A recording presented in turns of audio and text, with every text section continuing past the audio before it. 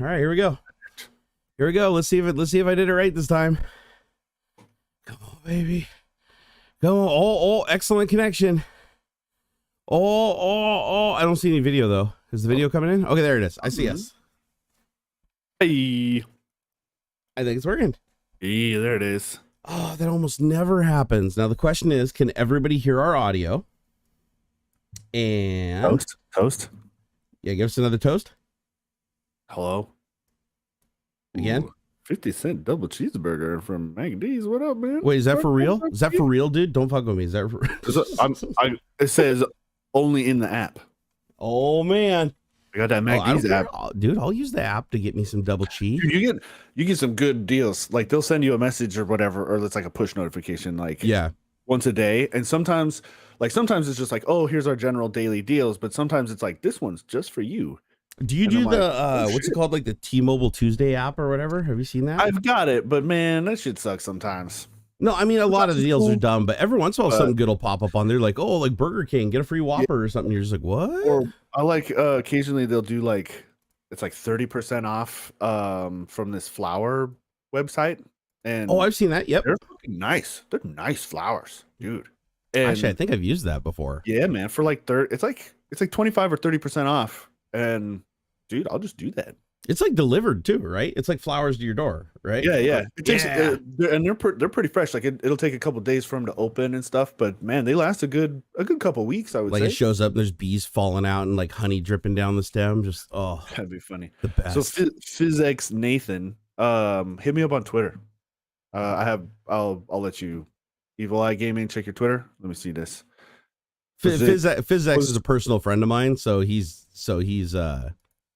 he gets the family rate of 1 penny off. So he does I think he does like hosting. I think he does like VM hosting and virtual machines and stuff like that.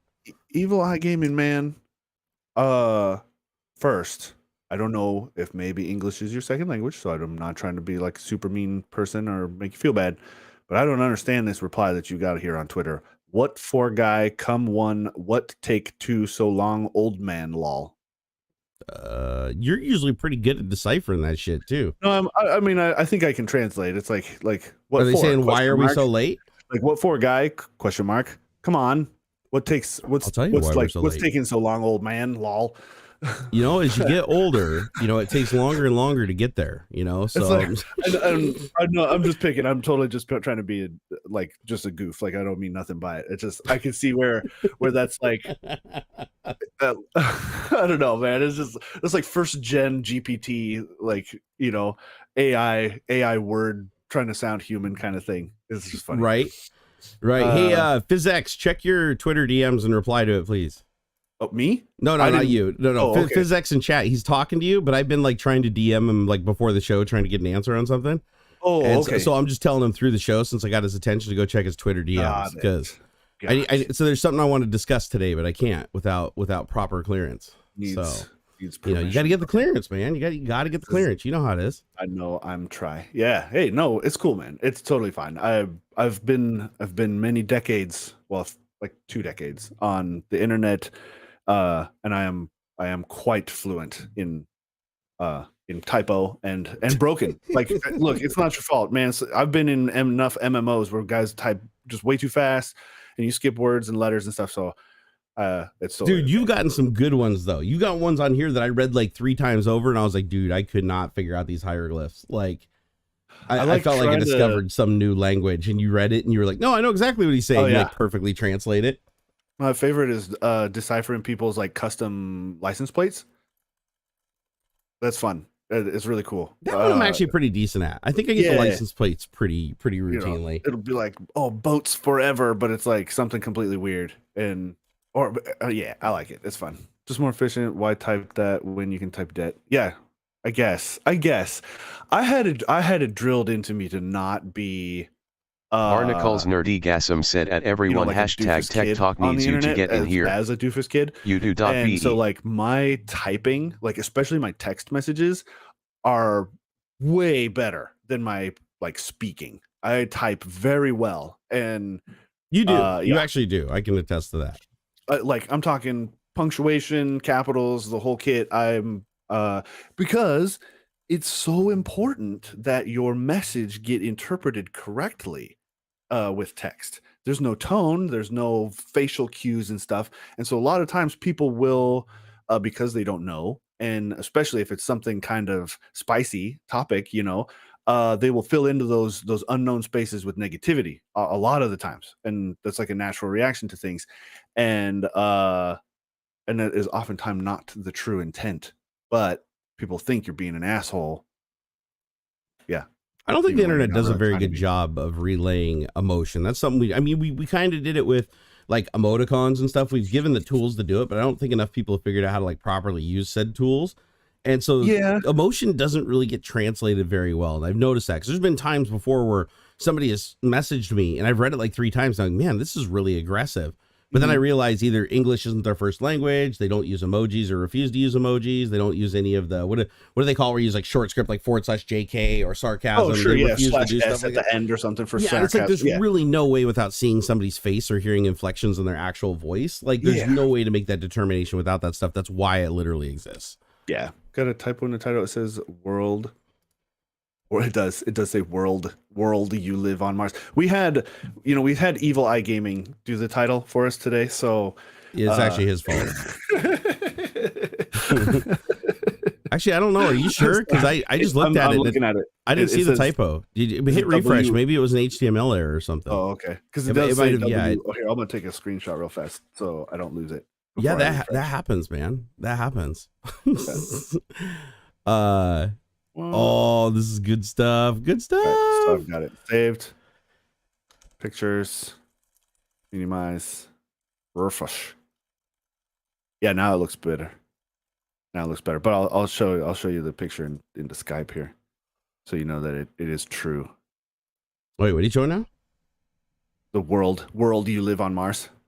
Oh, but I fixed it. I mean, it got fixed. It got fixed magically. It is fixed. I refreshed and it's better. Okay. But I sent you a picture of it that says world. Son of a bitch. Because it did. Son of a bitch. How dare you catch me in my air? You know what's funny is you heard me. I actually was like reading it. I'm like, yeah, I think that's right. And I was looking at a different typo that I caught and I fixed, and I completely missed that one. Yeah. To be fair, I did wake up 40 minutes ago. So right. Dude, so it's been rough. Yeah. For both of us, man. I feel like, dude, with like, I don't want to go too down that path because I didn't know the guy, but Basher, and then like you were saying, like I saw on Twitter, and then you were telling me before the stream, like your cat disappeared for a minute, dude, and your TVs are dying, your fucking screens are suck, and like, going back, like everything's happening too fast, dude. It's like freaking me out, you know. No, so yeah, just like go down the list of, kicks to the nuts. Yeah, this week, if you guys didn't hear, if you don't watch my Twitch stream, we talked about it in great detail. But Basher passed away, from Basherverse, the real famous Minecrafter from years ago. The one that completely got destroyed by people in the community that are about to learn a really harsh lesson from that now that he's gone. He had to basically reinvent his entire life and like come back after dude literally had his entire life destroyed. I mean, I had to physically go and like walk the dude off of a cliff, trying to commit suicide at one point. And after getting through all that rocky shit, he kind of got his life back together. Things were going good again. He rebranded himself as Toasty. You might know him from like Toasty. Was it like on Twitch? He was the animated toast. It was a really, really brilliant, stream. And so, when I found out that he died, I mean, it hit me pretty damn hard. And because I've known the guy for a long time. I've known him for almost 8 years. And he died from COVID. And he was unvaccinated. He was planning to get vaccinated before a trip to Canada that was coming up soon. So he'd just been putting it off because he hasn't been going anywhere, do anything.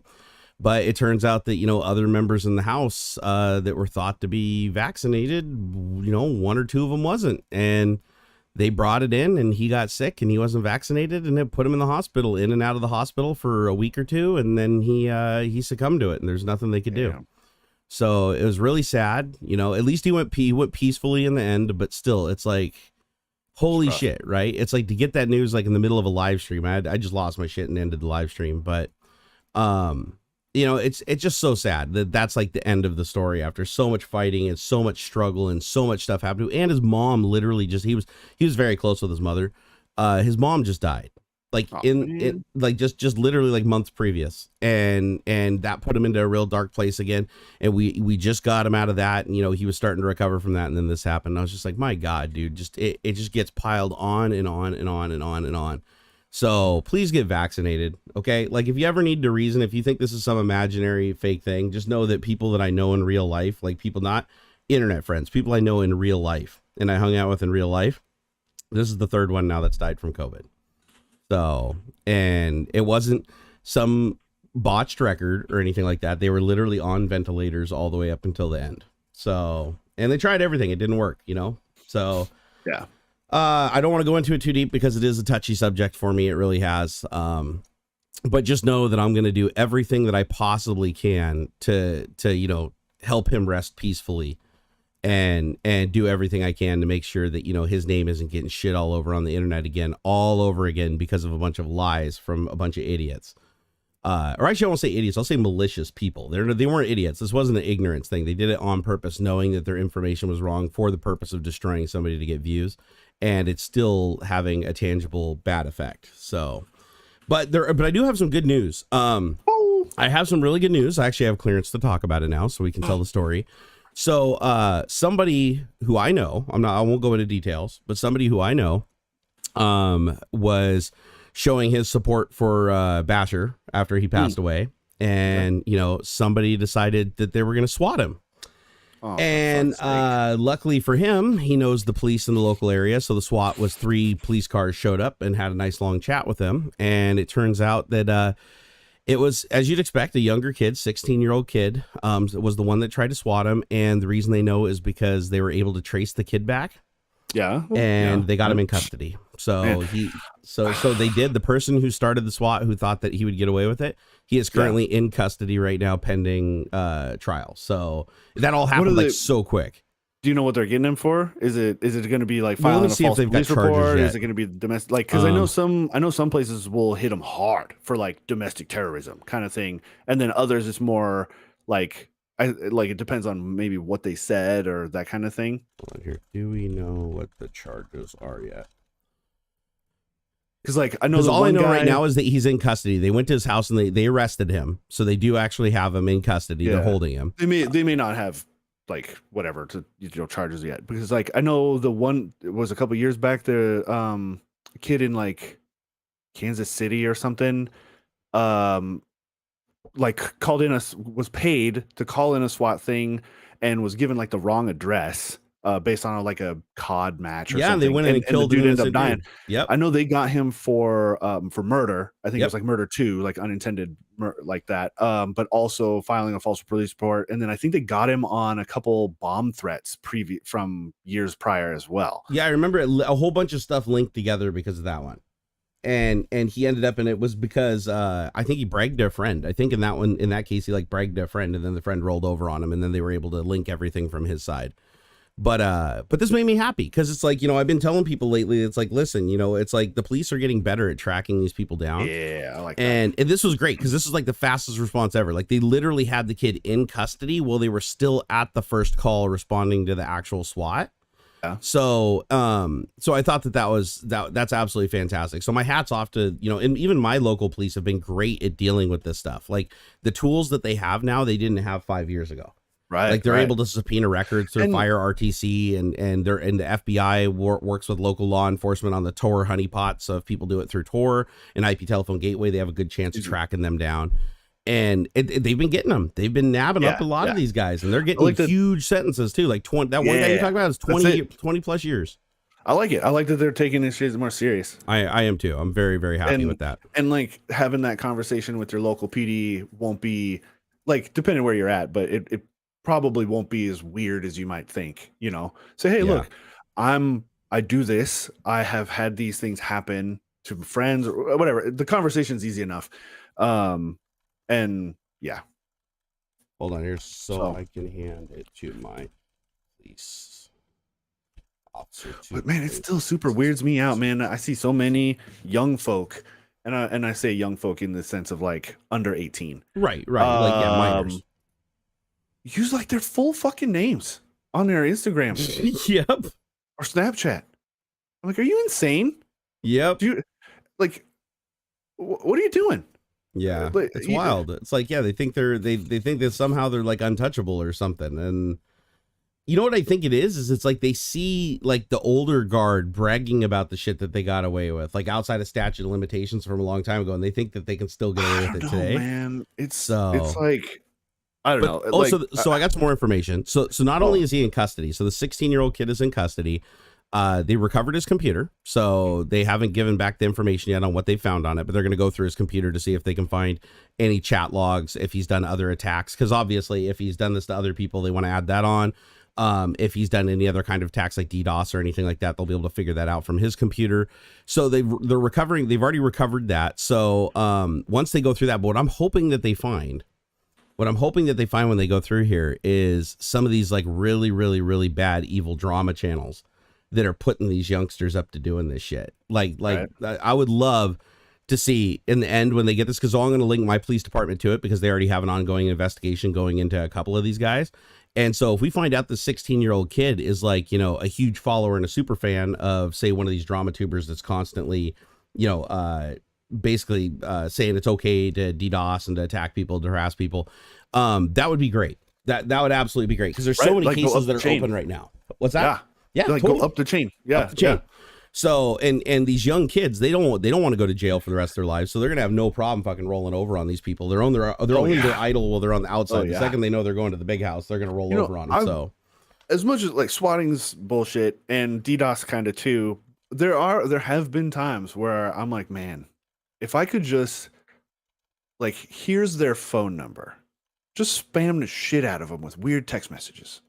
You know what I mean? Like, just, I like the idea of, like harmless pranks, like signing your buddies up for a bunch of weird mailers and stuff, right? So their mailboxes get packed with fucking, you know, cat facts or, you know, that kind of thing. Or dildo of the month club or whatever. Maybe even going so far as to like post a fake Craigslist ad for something. And it's like, oh, dude, I work nights or something. So, or, you know, I have work graveyard. So you can only contact me between like 3 and 6 a.m.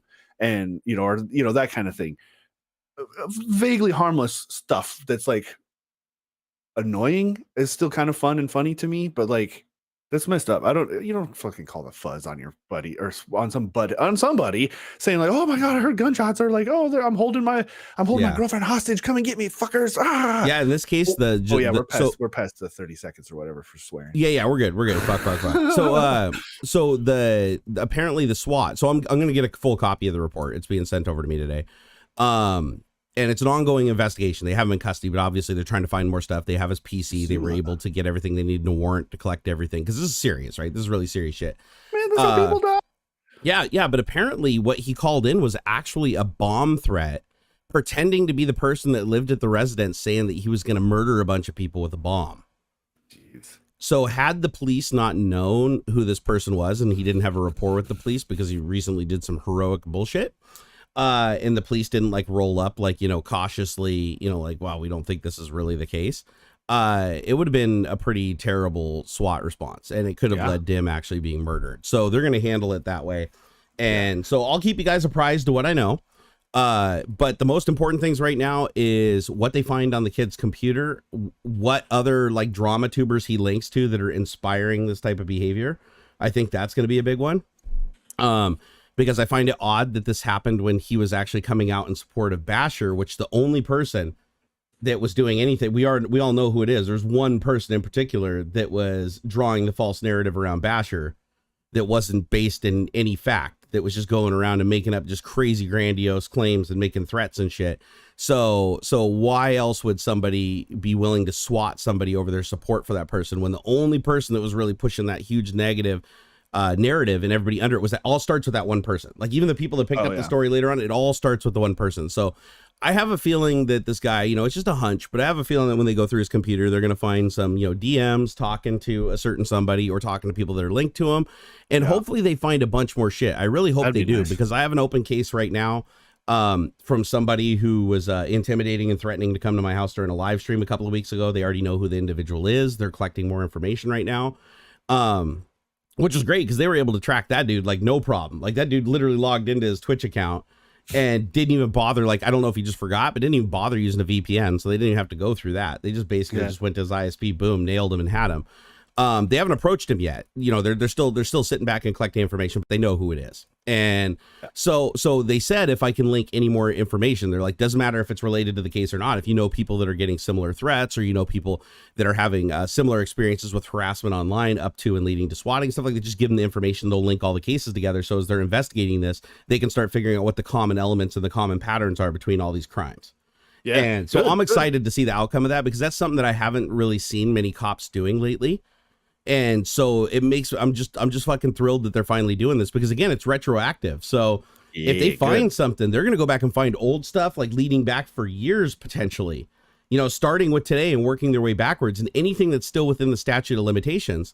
Like for instance, people that have committed suicide and naming YouTubers and their suicides, or having, you know, being harassed by YouTubers right before committing suicide, things of that nature that have happened. Actually, these are very real things that have happened. If that stuff all starts linking together and pointing at the same people that are doing the SWATs, the same people that are doing the harassment and making the death threats and everything like that, that's going to become a big deal. And that could actually blow up and become a very big case. And I hope it does. And just so you guys know, I'm full in. Like I already talked to the police. I was like, you know what? I've been intimidated a million times. I've shut things down just to avoid the trouble of online harassment. But now that you guys have the tools to actually handle this, no, I'm full in. Like everything, anything that comes to me goes to the police case. If the police case says that it needs to go to the FBI, it goes up to the FBI. You know what I mean? If it only needs to go to the ISP, and then it starts there, and then ISP works with the police, good. Then I do that. But I'm cooperating with everything, because I'm watching this it's just getting so dangerous, dude. Like just watching this play out. And the big linchpin that set this all off for me was Brandon's death, because Brandon was one of the most tortured people I've ever seen over false information. And basically had his entire career ruined because one other YouTuber, the Sky Does Minecraft guy, this one other YouTuber didn't like the agreement that they had, because they were working together. There was a contract, and he didn't like that. So he needed to find a way to push Basher out, because he couldn't break the contract without a financial loss. So his way of doing that was to sick somebody in the drama community on him. And he basically gave him false information that he knew was false, and he ended up making 30 or 40 videos out of it that are still up today. So, which is great. I'm glad that the videos are still up today. Like, even if he takes them down, doesn't matter. It'll still show that they were just taken down today. He was profiting off that thing, even when he recanted his statements way, way later. And even after claiming that, and coming back again and claiming the original statements were true, because he got mad and had an outburst on Twitter. So now there's evidence showing that after he just said rest in peace Basher, because he was pissed off, he decided to come back and basically accuse him of all the original things again that he already got in trouble and had to recant. So he's just setting himself on fire all over the place. So I'm just working with law enforcement. I recommend you guys work with law enforcement too. If you guys get any kind of threatening intimidation, if you see anything, say something. If you're in forums, if you're in any place where people might think that they're in some kind of a private environment, they're talking about this and they bring up this topic and it links back to certain drama tubers, stuff like that, make sure that shit is well documented, screen captured, and that people know, because the police are very, very interested in this case, and it's going to blow the fuck up.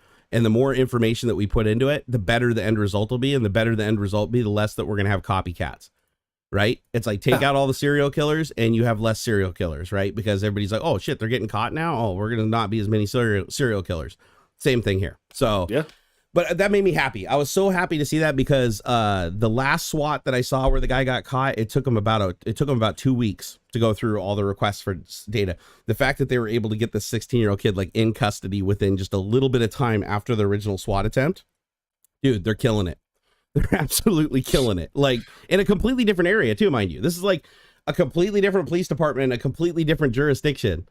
Went and picked this kid up. Like, that's how fast they were able to trace it and figure it out, just from the moment that they realized that the SWAT was a fake call.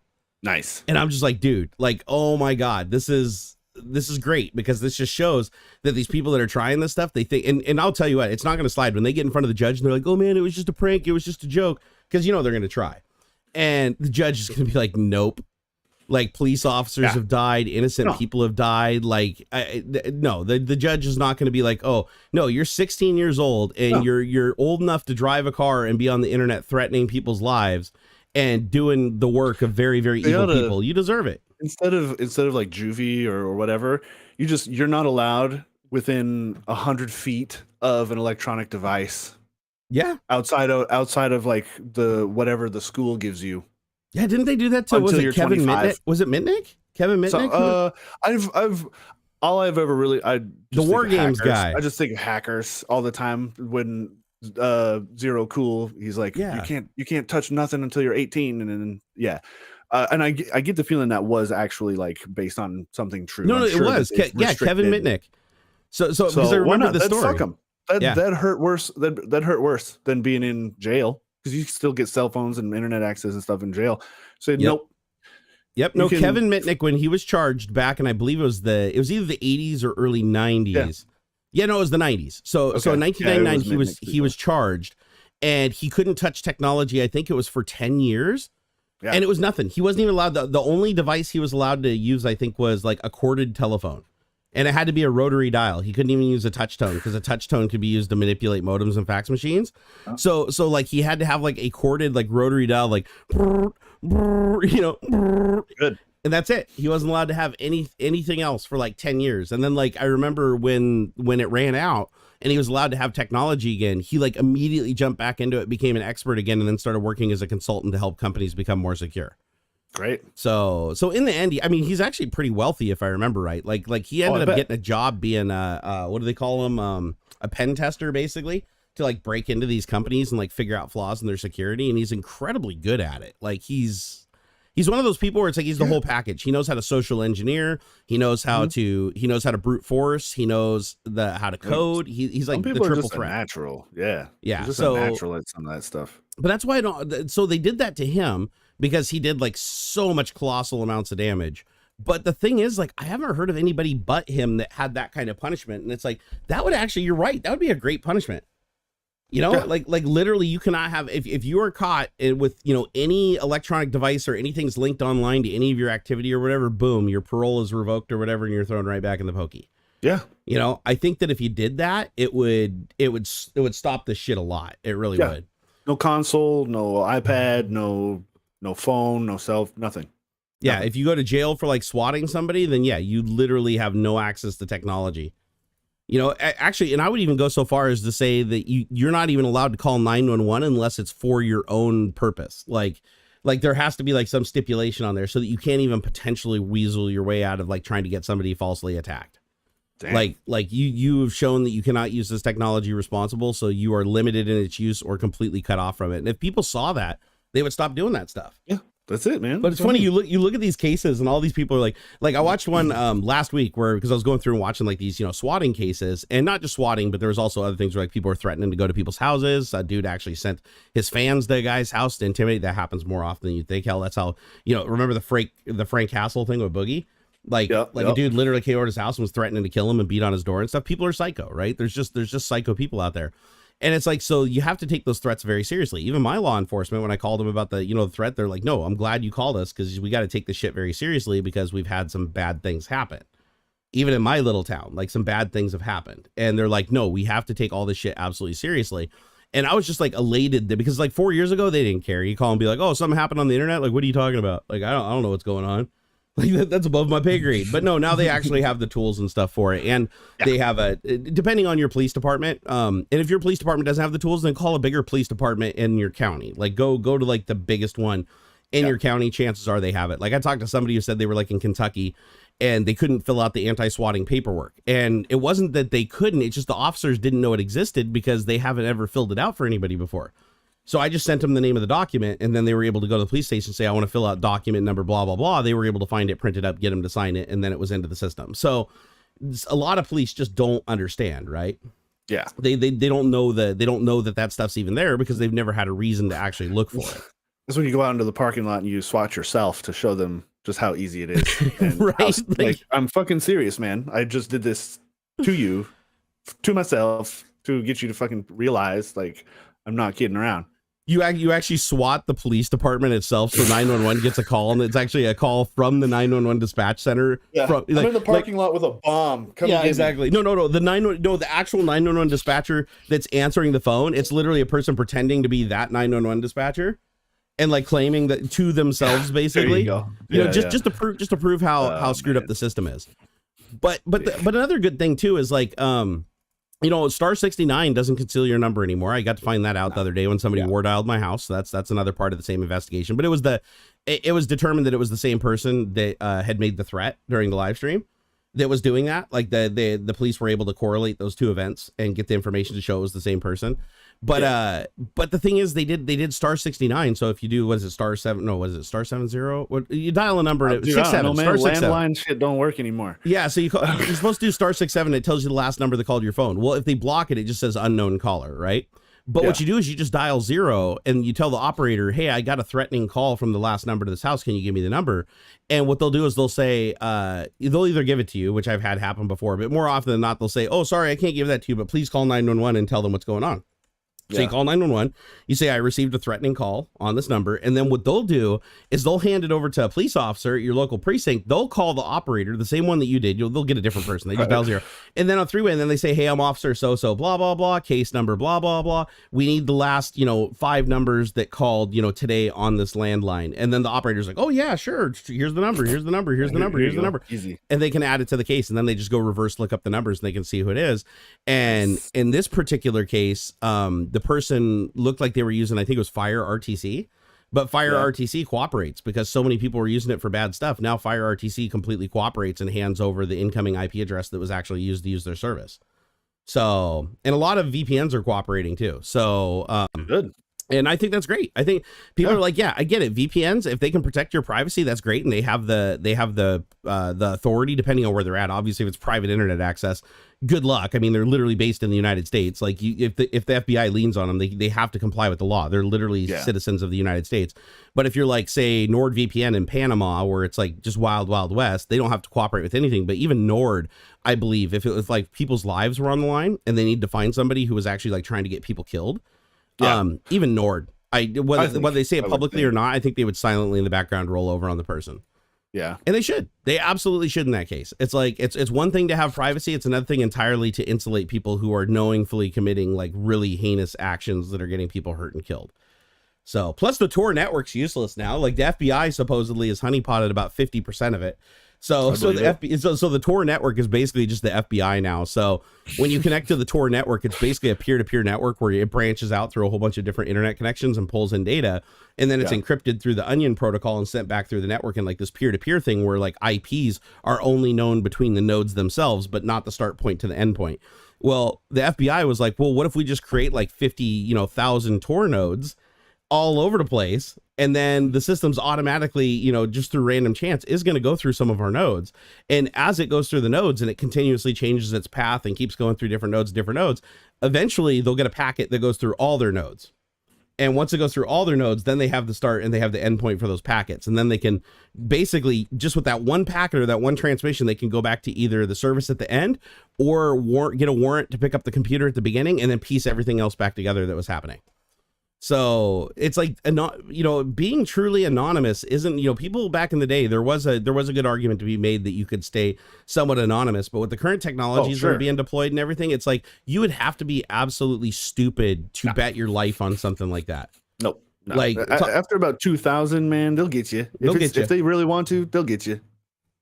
Yeah, they'll get you. And even if you did everything perfectly, you're going to brag at some point. You're going to let it slip to a good friend or somebody you're going to be like, you want to get credit for that. Like, oh yeah, I took that fucker out or whatever. And then if you have any falling out with that person, you don't pay him back their $20 or you guys aren't friends anymore. Later down that road, that person's going to be like, you know what? I remember when he told me he did this. And remember, all the police need to know is about the time that it happened and that person was involved. Once they have that much information, they can piece it together from either end. Yeah. So it's like, yeah, and that actually happened with one of the SWAT cases too. I believe it was the one where the kid got 20 years for killing the wrong person getting killed by the police. Oof. And that was because he thought that he was safe behind a VPN, but it didn't actually work because he bragged to his friend literally over Xbox Live, and Xbox Live actually had the records of him bragging in text messages, because of course they can subpoena those. And in text messages back and forth on Xbox Live saying that he just attacked this guy, like, fuck this guy or whatever. And it was over like a $1 bet or something. Yeah, that was bet $1 Kansas on City something. One. Yeah, that's right. Yep. So they had all the evidence they needed at that point. All they needed was somebody to point the finger in the general direction of the person that did it or was suspected to do it, and they were able to go and get enough information. And even if you delete the messages off Xbox Live or you clear your messages off Skype and stuff, they're always still in the database. Yeah, that's dumb. They never go away. People don't understand that. They think, oh man, I went and I cleared my dashboard, so they're never going to find that. No, all they did was set a bit saying don't show this in future searches. All you have to do is go in and flip that back off and you have access to all the data again. You can't delete data out of databases easily because it corrupts the database and fragments it. So you basically just put a flag on stuff. Oh yeah, we should probably be calling out these awesome people that are like keeping us alive right now. Are they showing up on the thing? They are. Well, they're not. I haven't been paying attention that close. Yeah, no, I don't think have the super chats been popping up on the. Yeah, is anything popping up during the stream, guys? Like on the actual stream, any noises or anything? Because I have the OBS group no more privacy, dude. I love there. Hang on, let me find it because this is the most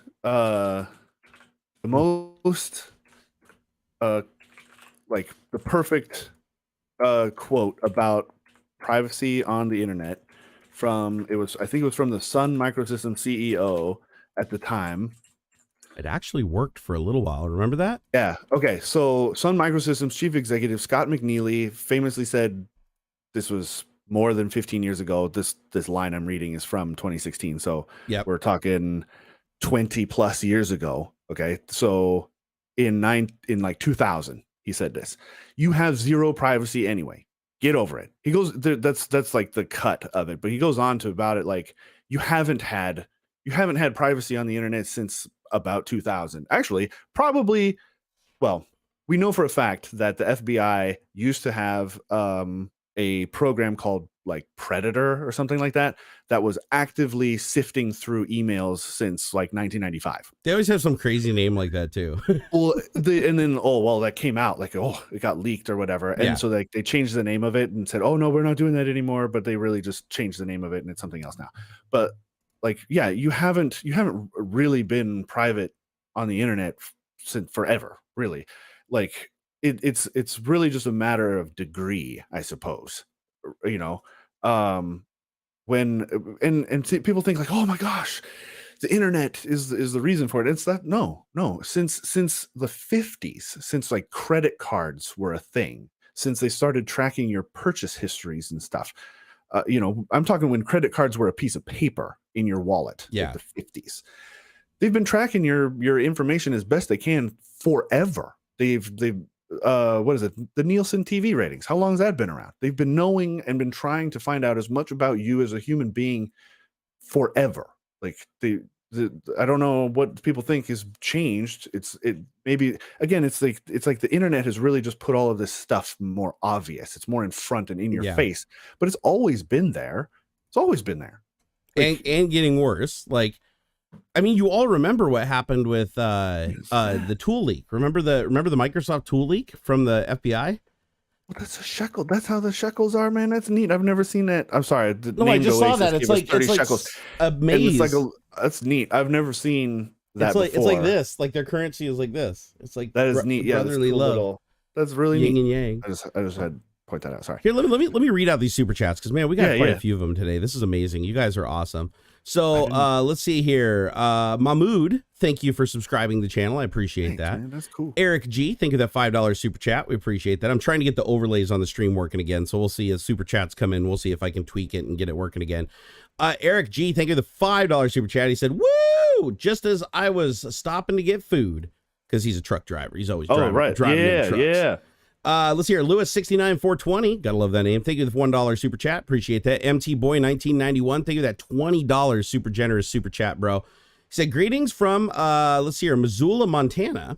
Love the content, fellas. Keep it up, and look forward to this every Saturday. Man, that is awesome. We appreciate that. We love doing this. Yeah, dude, that's so sweet. This is fun. Eric G, thank you for the $20 super chat. You generous SOB, you man, bring it up to $25 a day. Said, okay, let's see if this one works. Yeah, it still didn't bring anything up earlier, did it? And then now it says Stream Element Spotters running. I left, so I told the bot to leave, and then I told the bot to come back, and I reset the overlay. So I'm hoping that's enough to make something do something. Hey, thanks, Bitchy Poo, for $10. So the weird thing is, it is showing up now, though. Like the bot is actually picking it up, and it's showing up in the dashboard. So I have no reason why it would not be showing up here, unless I'm just finding more ways to track everything we do. Let's Meat Puppet. Let's see if this works for my trucker. Thanks, Meat Puppet. No, it didn't. Okay, let me go into overlays here. Let me try this. So Tech Talk V2.0 I'm not seeing overlay. anything on the YouTube. Let me preview this. That's all right. Thanks, you guys. I appreciate you trying. No, we're gonna make this work, man. Just finding more ways to track everything to do. So all these companies at least give the person a cut of the money they make. You get free access to very useful tools as payment for your information. Wait, who said what now?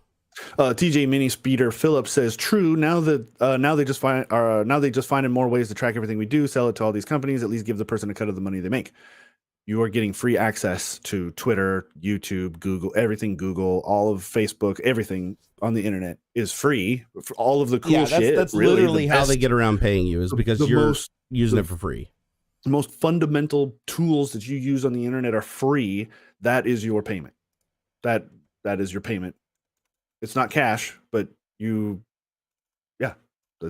See here. And look, I've said this before. I like getting targeted advertisements. I want to see ads of things that I might actually want to buy. Like and this comes up when I'm watching Hulu on the TV. I'm seeing Capital One commercials. I literally already have a Capital One bank account. I don't see Capital One bank ads anywhere else but on the fucking Hulu TV because it's just a shotgun approach. You can buy Hulu ads, but they, for whatever reason, and maybe it's just because it's a TV app, doesn't know me well, but the Hulu, I mean, I don't know, it's fucking half Disney, so they should know better that I want to see ads that are relevant to me, but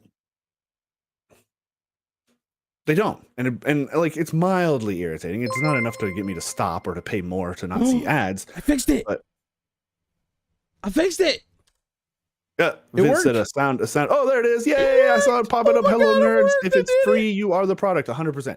And that goes for everything. That goes for anything. Dude, that's absolutely. There's everything. no such thing as a free lunch, right? Like you are paying in some way or another. And unfortunately, the only way capitalism works is if the person that's offering you a service makes more from offering it to you than you get from using it. Yeah. It makes no point for them to offer something to you that they don't make more off of, right? It has to be a net positive venture. Otherwise, nobody will do it. Oh my gosh. This is awesome. I cannot believe that's working. And that makes me so freaking happy because people like to see that, man. When people show support, they want to like see their shit up on the screen. Could we have it pop up from the bottom? Yeah, I bet you I could.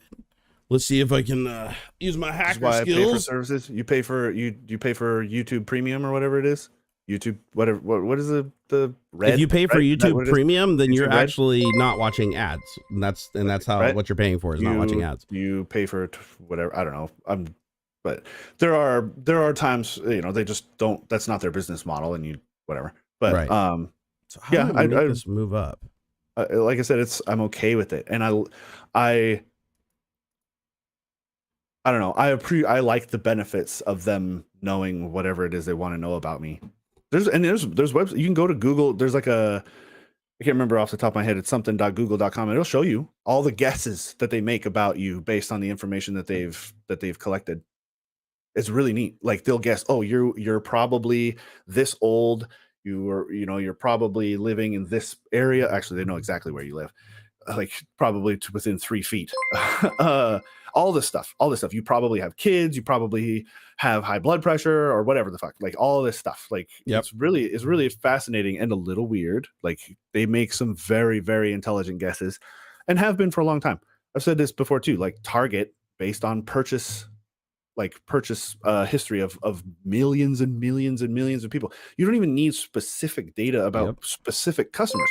You can make educated, very accurate, very educated guesses based on trends. When you have so much data from so many decades, you know that if X customer buys these 3 items, it's likely that next week they're probably going to buy these things.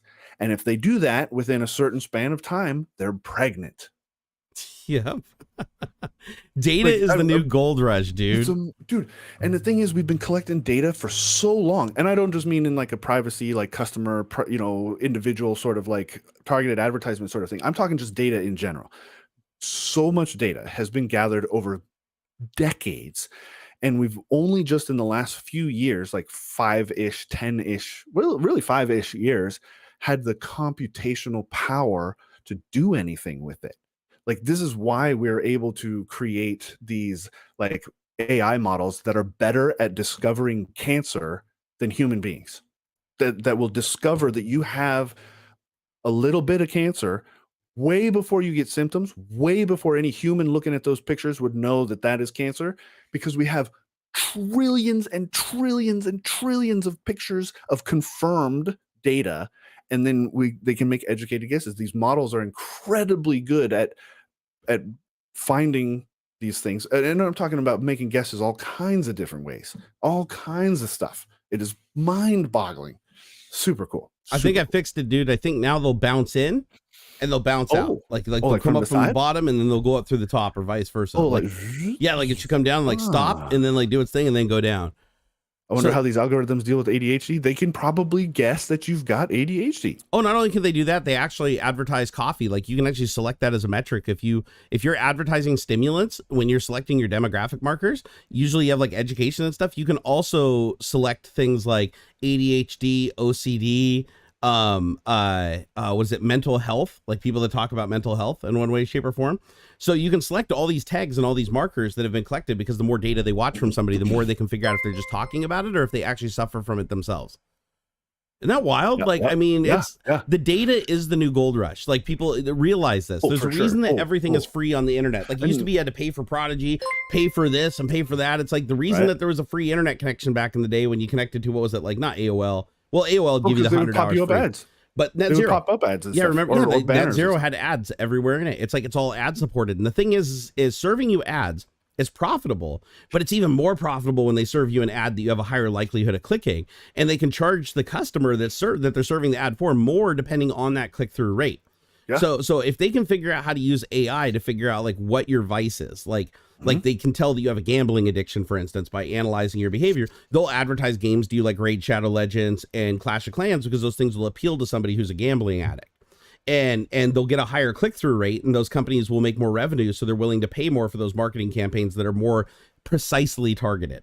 Yeah. And so targeted campaigns are everything, man. Like that's if you look at the internet as it exists today, every single thing that you do doesn't matter. And that's the thing is, like, even if you're doing sites on dissimilar sites, cookies get traded between sites, data sets get traded behind the scenes. Even rival companies will share their data sets for mutual benefit. Like, there's certain things they'll share. Like, there's things Facebook will share with Google. There's things Google will share with Amazon. Oh yeah. There's things they'll all cooperate to some extent if it's mutually beneficial. You know, they'll obviously keep their edges, but the idea being is the more data that you have, the better predictions you can make, and the better your predictions are, the more you can charge the advertiser. Hell, why do you think YouTubers make so much money putting ads on their videos, guys? Yeah. Like, why do you think? Yeah, it absolutely works. Like, And- if you're a guy that has 10 million people following you, and they love your videos and they trust everything, and you come out and go, man, these Raycon earbuds are the best. Oh my God, I've never heard anything better. What a deal. Oh, I negotiated shrewdly to get you this $80 deal using my code. It's like, you're going to go buy that shit. It's like MLM marketing. That has changed quite a bit. Folks, in general, big channels like that, don't have the same ROI as smaller channels. In depending on the channel, let me choose different words.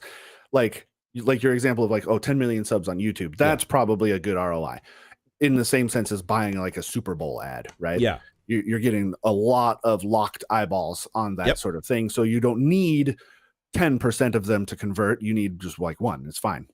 But like for maybe smaller companies or ones with like maybe a less robust marketing budget, say like Instagram, right?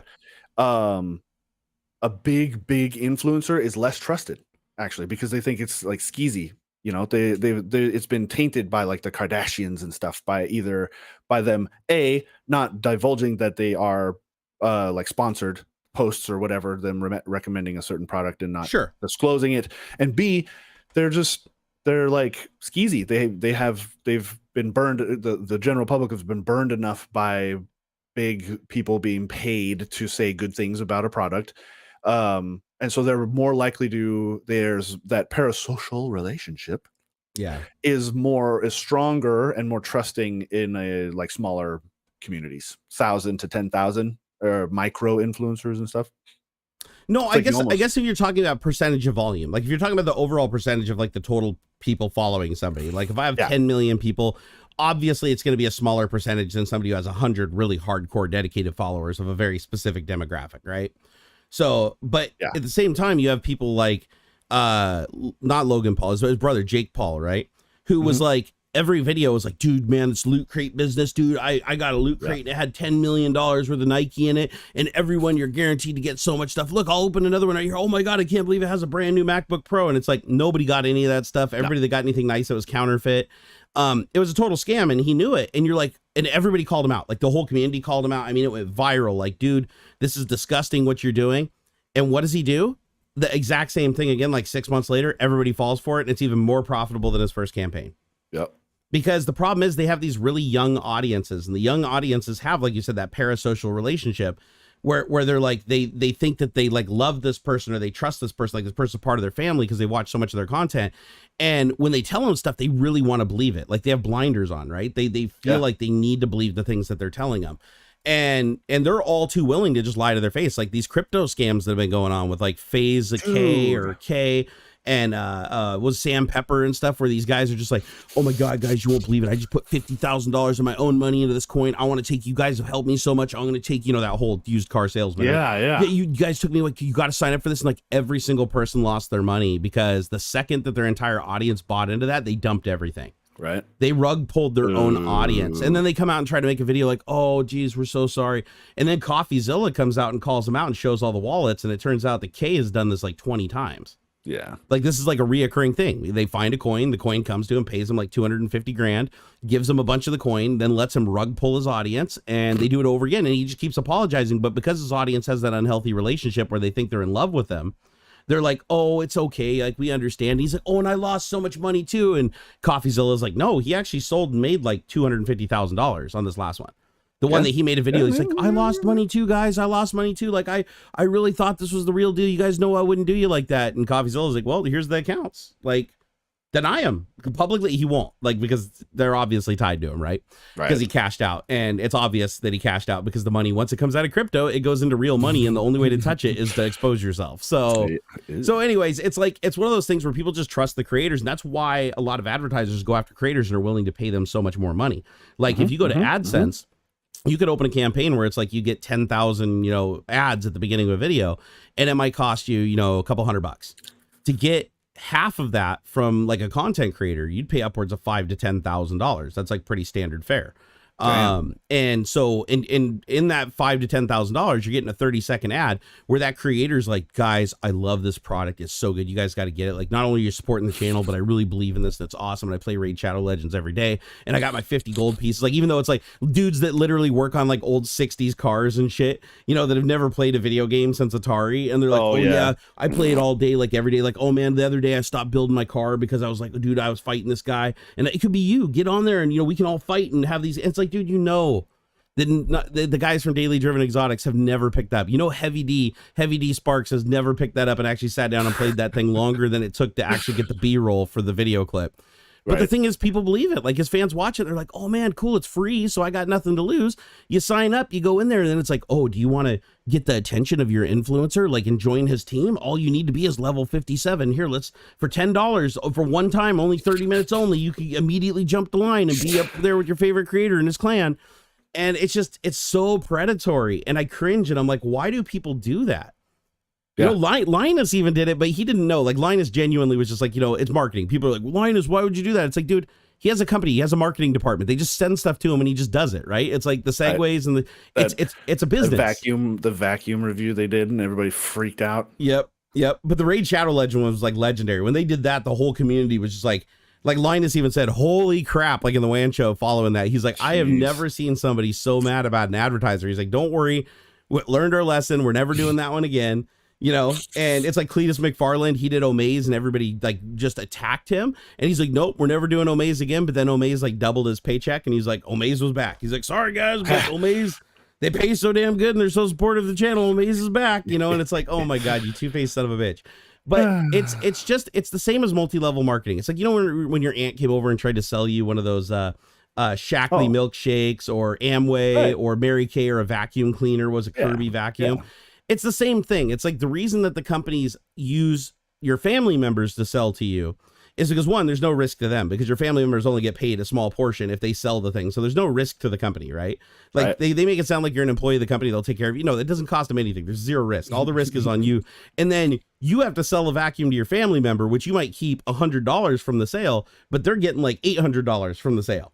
Right. And the reason that your family member buys it is because not only are you like, hey guys, I got a cool vacuum and you're interested. You're like, dude, you got to buy this vacuum, dude. It would help out my business so much. And I know it's a great product because I wouldn't sell it otherwise. And then what happens is yes, you would.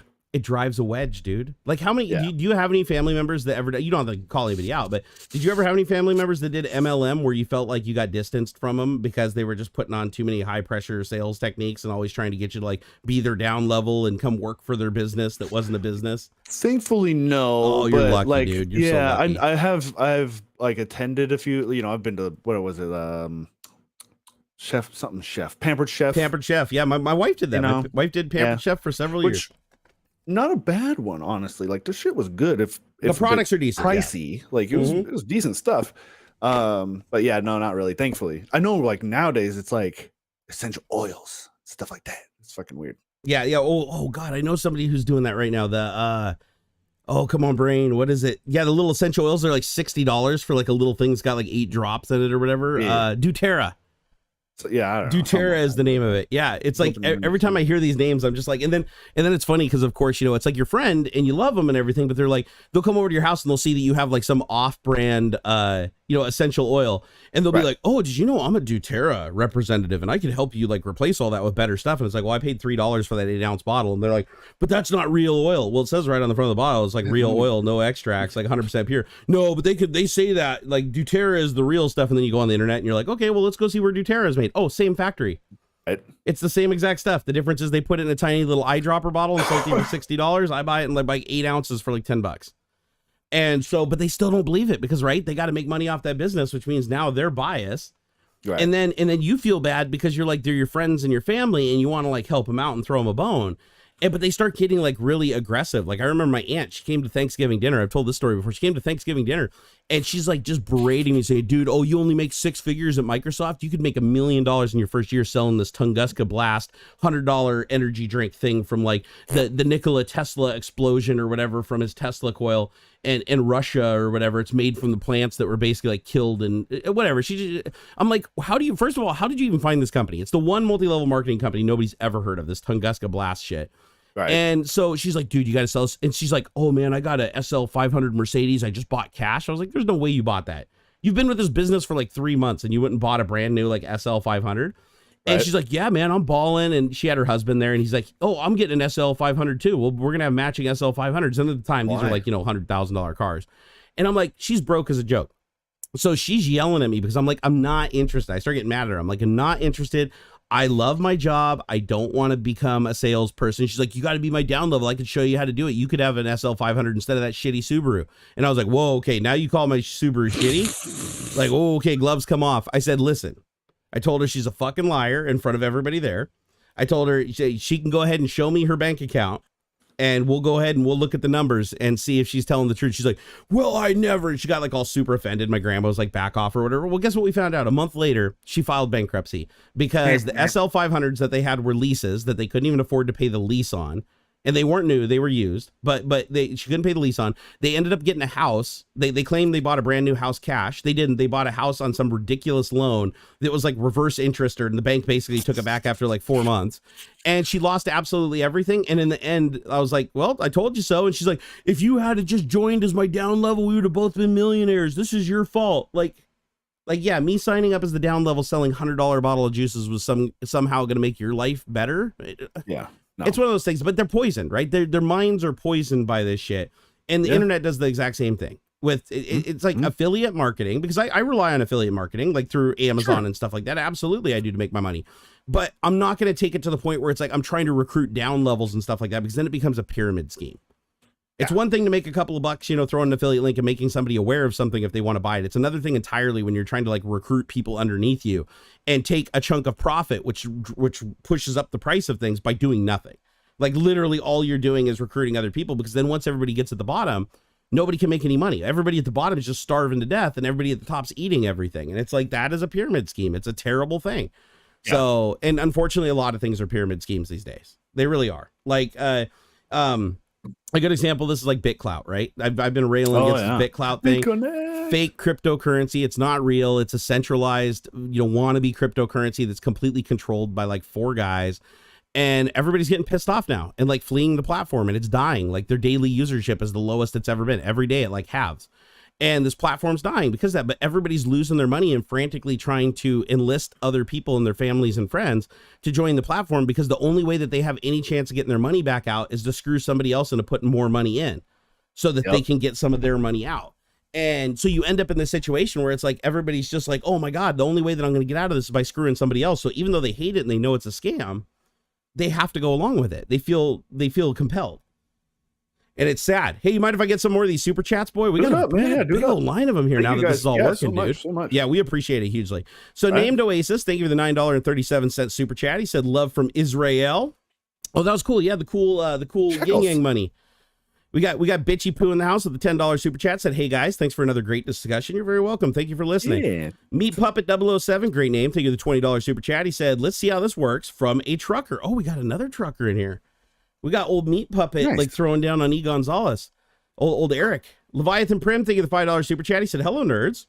If it's free, you are the product. That is absolutely true. Yep.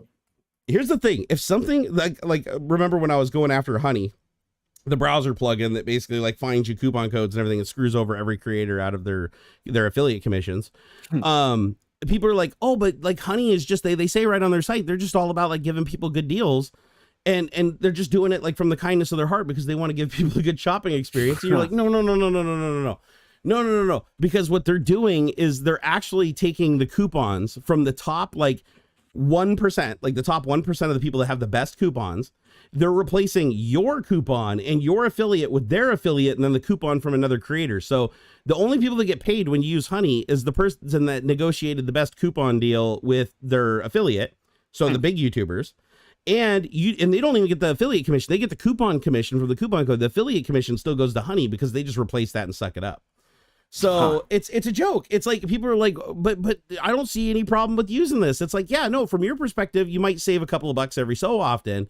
Yeah. But from the perspective of the people that, are doing the reviews and stuff and going through and like, in doing all the work, they're completely getting screwed over. Honey is literally just, it's basically like ad blocker, but for it's basically ad blocker, but for affiliate links. Yeah. It's basically just replacing the affiliate link with theirs and then them just taking the commission. And I was like, you know what? That is clever. I will give them that. It is a clever idea because it's like, remember when the ad blockers were like ad blockers and then they were like, well, we need to make money. We got 1 million people running our free ad blocker. So obviously that's not sustainable because we got to pay to host it or whatever. So we got to start making money. So then what they did is they put in a whitelist and they started charging businesses to allow their ads through again.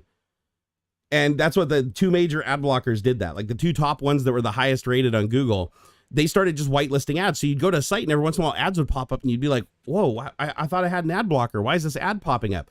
It's because what they did is they blocked all ads and then they went and approached the companies and said, hey, if you want your ad to get through to the user, you guys are going to have to pay us a monthly little stipend. And so they make all their money. They basically, like, it was weird. It was like mobster protection money. They're like, we blocked all the ads and now the advertisers themselves have to pay to let ads through to you. And now they're screwing you and using you as a means to make money and choosing what ads you see as a result. And I was like, dude, that's some greedy shit. And I call that the bait and switch. And that's something that happens a lot too, where you buy something specifically, right? And it says you're going to get it lifetime free, blah, blah, blah. And then once you have it and you're tied into the system, then they bait and switch and they throw something at you that they never told you they were going to. Like a really good example of this lately is, have you seen LastPass? No, I mean, I know of it, but I haven't seen anything. It used to be a great service. It isn't anymore, but it used to be a great service where you'd store all your passwords and everything like that. And there was a lifetime free service that you could get, or you could pay for a premium account that gave you some special bonuses. Well, after the entire world basically signed up for it because they're like, man, this is too good to be true, right? They ate the cost up front. They're like, let's get everybody in there for free. Once everybody was in, they don't offer any way for you to export your credentials. So once you have 1,000 credentials in this thing, it's really hard for you to go and back them up because you have to go to each credential and like write them down in a notepad. And because of that, they spin around. They're like, oh, guess what? Our free service is incredibly limited now. We only allow like one login from one user. We only allow a certain amount of things. If you want to keep what you currently have, you have to sign up for our premium program. So what you used to have, you don't have anymore. You have to pay for the premium now if you want the same level of service that you had before. It's just like the same thing that was it Dropbox, I think, did this. It was either Dropbox or OneDrive. I can't remember. What they did is they gave you like, I want to say it was like 10 like terabytes. It was like a terabyte of space and you could just upload everything and everybody was just free space, just anybody. Google was doing it too. Google Drive did it. You upload all your stuff. And then after about a year, you get a mail saying, oh, sorry, we're lowering our space from 1 terabyte down to 100 gigabytes. So you can pay $9 a month to get back to your terabyte. But here's the thing. They give you like 15 days to either reduce your storage, which means now you have to delete 900 gig worth of stuff. Or you pay the $9 to keep it all there. Who has an internet connection fast enough to download all that in like 15 days? Right. Not a lot of people. So they just have to lose it. They either pay the $9 or they lose it. So it's scary when you look at stuff like that. You have to almost expect it nowadays, because if you're like, wow, how can they offer that for free? It obviously costs them money. So if they're not making any money by giving it to me, and they're not running ads or doing anything like that, and it's not obvious where the money's coming from, then their long-term plan has to be a bait and switch, like to get so many people using it because it's so ridiculously free that everybody jumps on it, but then don't give them an easy way to migrate out of it and then do the bait and switch. And most people just be like, and I do it, I fall for it. I'm like, you know what? I don't got time to pull all that shit out. I don't have time to move all my credentials to another person that's going to do the exact same thing. I'm just going to pay them their money. And sadly it works. It really does. Let's see here. Devlin42. Thank you for the $23.62 super chat. He said, my Saturday night entertainment if my team's not on TV. Oh, okay. So we're a replacement for sports. Hey, that's okay. That's okay. I don't mind. TJ Mini Speeder Phillip, thank you for the $5 super chat. He said, testing. Just thank you guys for all you do. Man, you're a sweetheart. Josh T, thank you for the $5 super chat. He said, hey guys, how you doing? Hopefully this one works. Actually, they have been working. The super chats have been coming up now, are actually getting the animation and the sound on the screen. So I'm really happy that's working. Because Stream Elements told me that I had to basically delete my entire account, including my Twitch and every other thing I had linked to it, and start over completely from scratch and relink everything to fix a bug that they had with YouTube when the bot just disappeared. And somehow they fixed it without telling me. Nobody notified me. Just one day I went in there and notifications started showing up from the bot again. And I was like, so all I had to do was re-add the overlay and it worked. Let's see here. We got, what is it? 3ative VFX Studio. I like that name. Thank you for the $6.92 super chat. He said, everybody should go to YouTube. User SYPanda and report it. It's another SpaceX BTC scammer. My God, those things are everywhere. Have you seen that? No. Okay, so there's bot networks. Well, we know YouTube is a huge target of bot networks, but if you go to YouTube, and let me see how bad of a problem this still is. So I'm just going to type in SpaceX coin, which doesn't exist. SpaceX is not a real cryptocurrency. Okay, so we got the SpaceX coin. If you scroll through, there's literally thousands and thousands and thousands of these videos that are either videos or live streams, and you click on them and it's showing like fake statistics for a garbage coin that like doesn't exist, and it's basically funneling people to invest through like just sending random PayPal and stuff to people. Yeah. It's like everyone has like its own little unique scam, but I mean, they come up faster than you can take them down. It doesn't matter, even if you report them. And the thing is, YouTube won't take them down. I reported hundreds of them weeks ago, and they won't take any of them down because they get so much viewership and they run so many ads on these things that like YouTube is just making money hand over fist, so they don't do anything about it. But the problem is people stumble into these things and they're like, oh man, look at this thing, it's going to the moon. And then they like go down in the description and push the buttons and go and invest money, and they're really just throwing it into a void.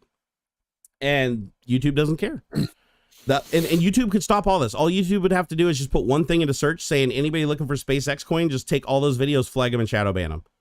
Right. And this wouldn't happen. The other thing too is they don't. The other thing that really pissed me off, and I posted pictures on Twitter about this. You guys should be following us on Twitter, by the way. I posted these pictures. Did you see how many bot chat comments there are now on every video? Like oh my God, go to any video. I don't care what it is. Just I know what you mean. Like, I made so much money by blah, blah, blah. Yeah. Or the worst ones are like, I broke into my girlfriend's phone using so-and-so on Instagram. Or, go to Instagram account and he'll get you into your phone and bypass it. It's basically all these phishing accounts that basically just get you to give the account information so they can break into your iCloud and break into your email. And it's it's so highly successful that like every one of my videos had 6 or 7 of the same comments from the same bot and hundreds of bots.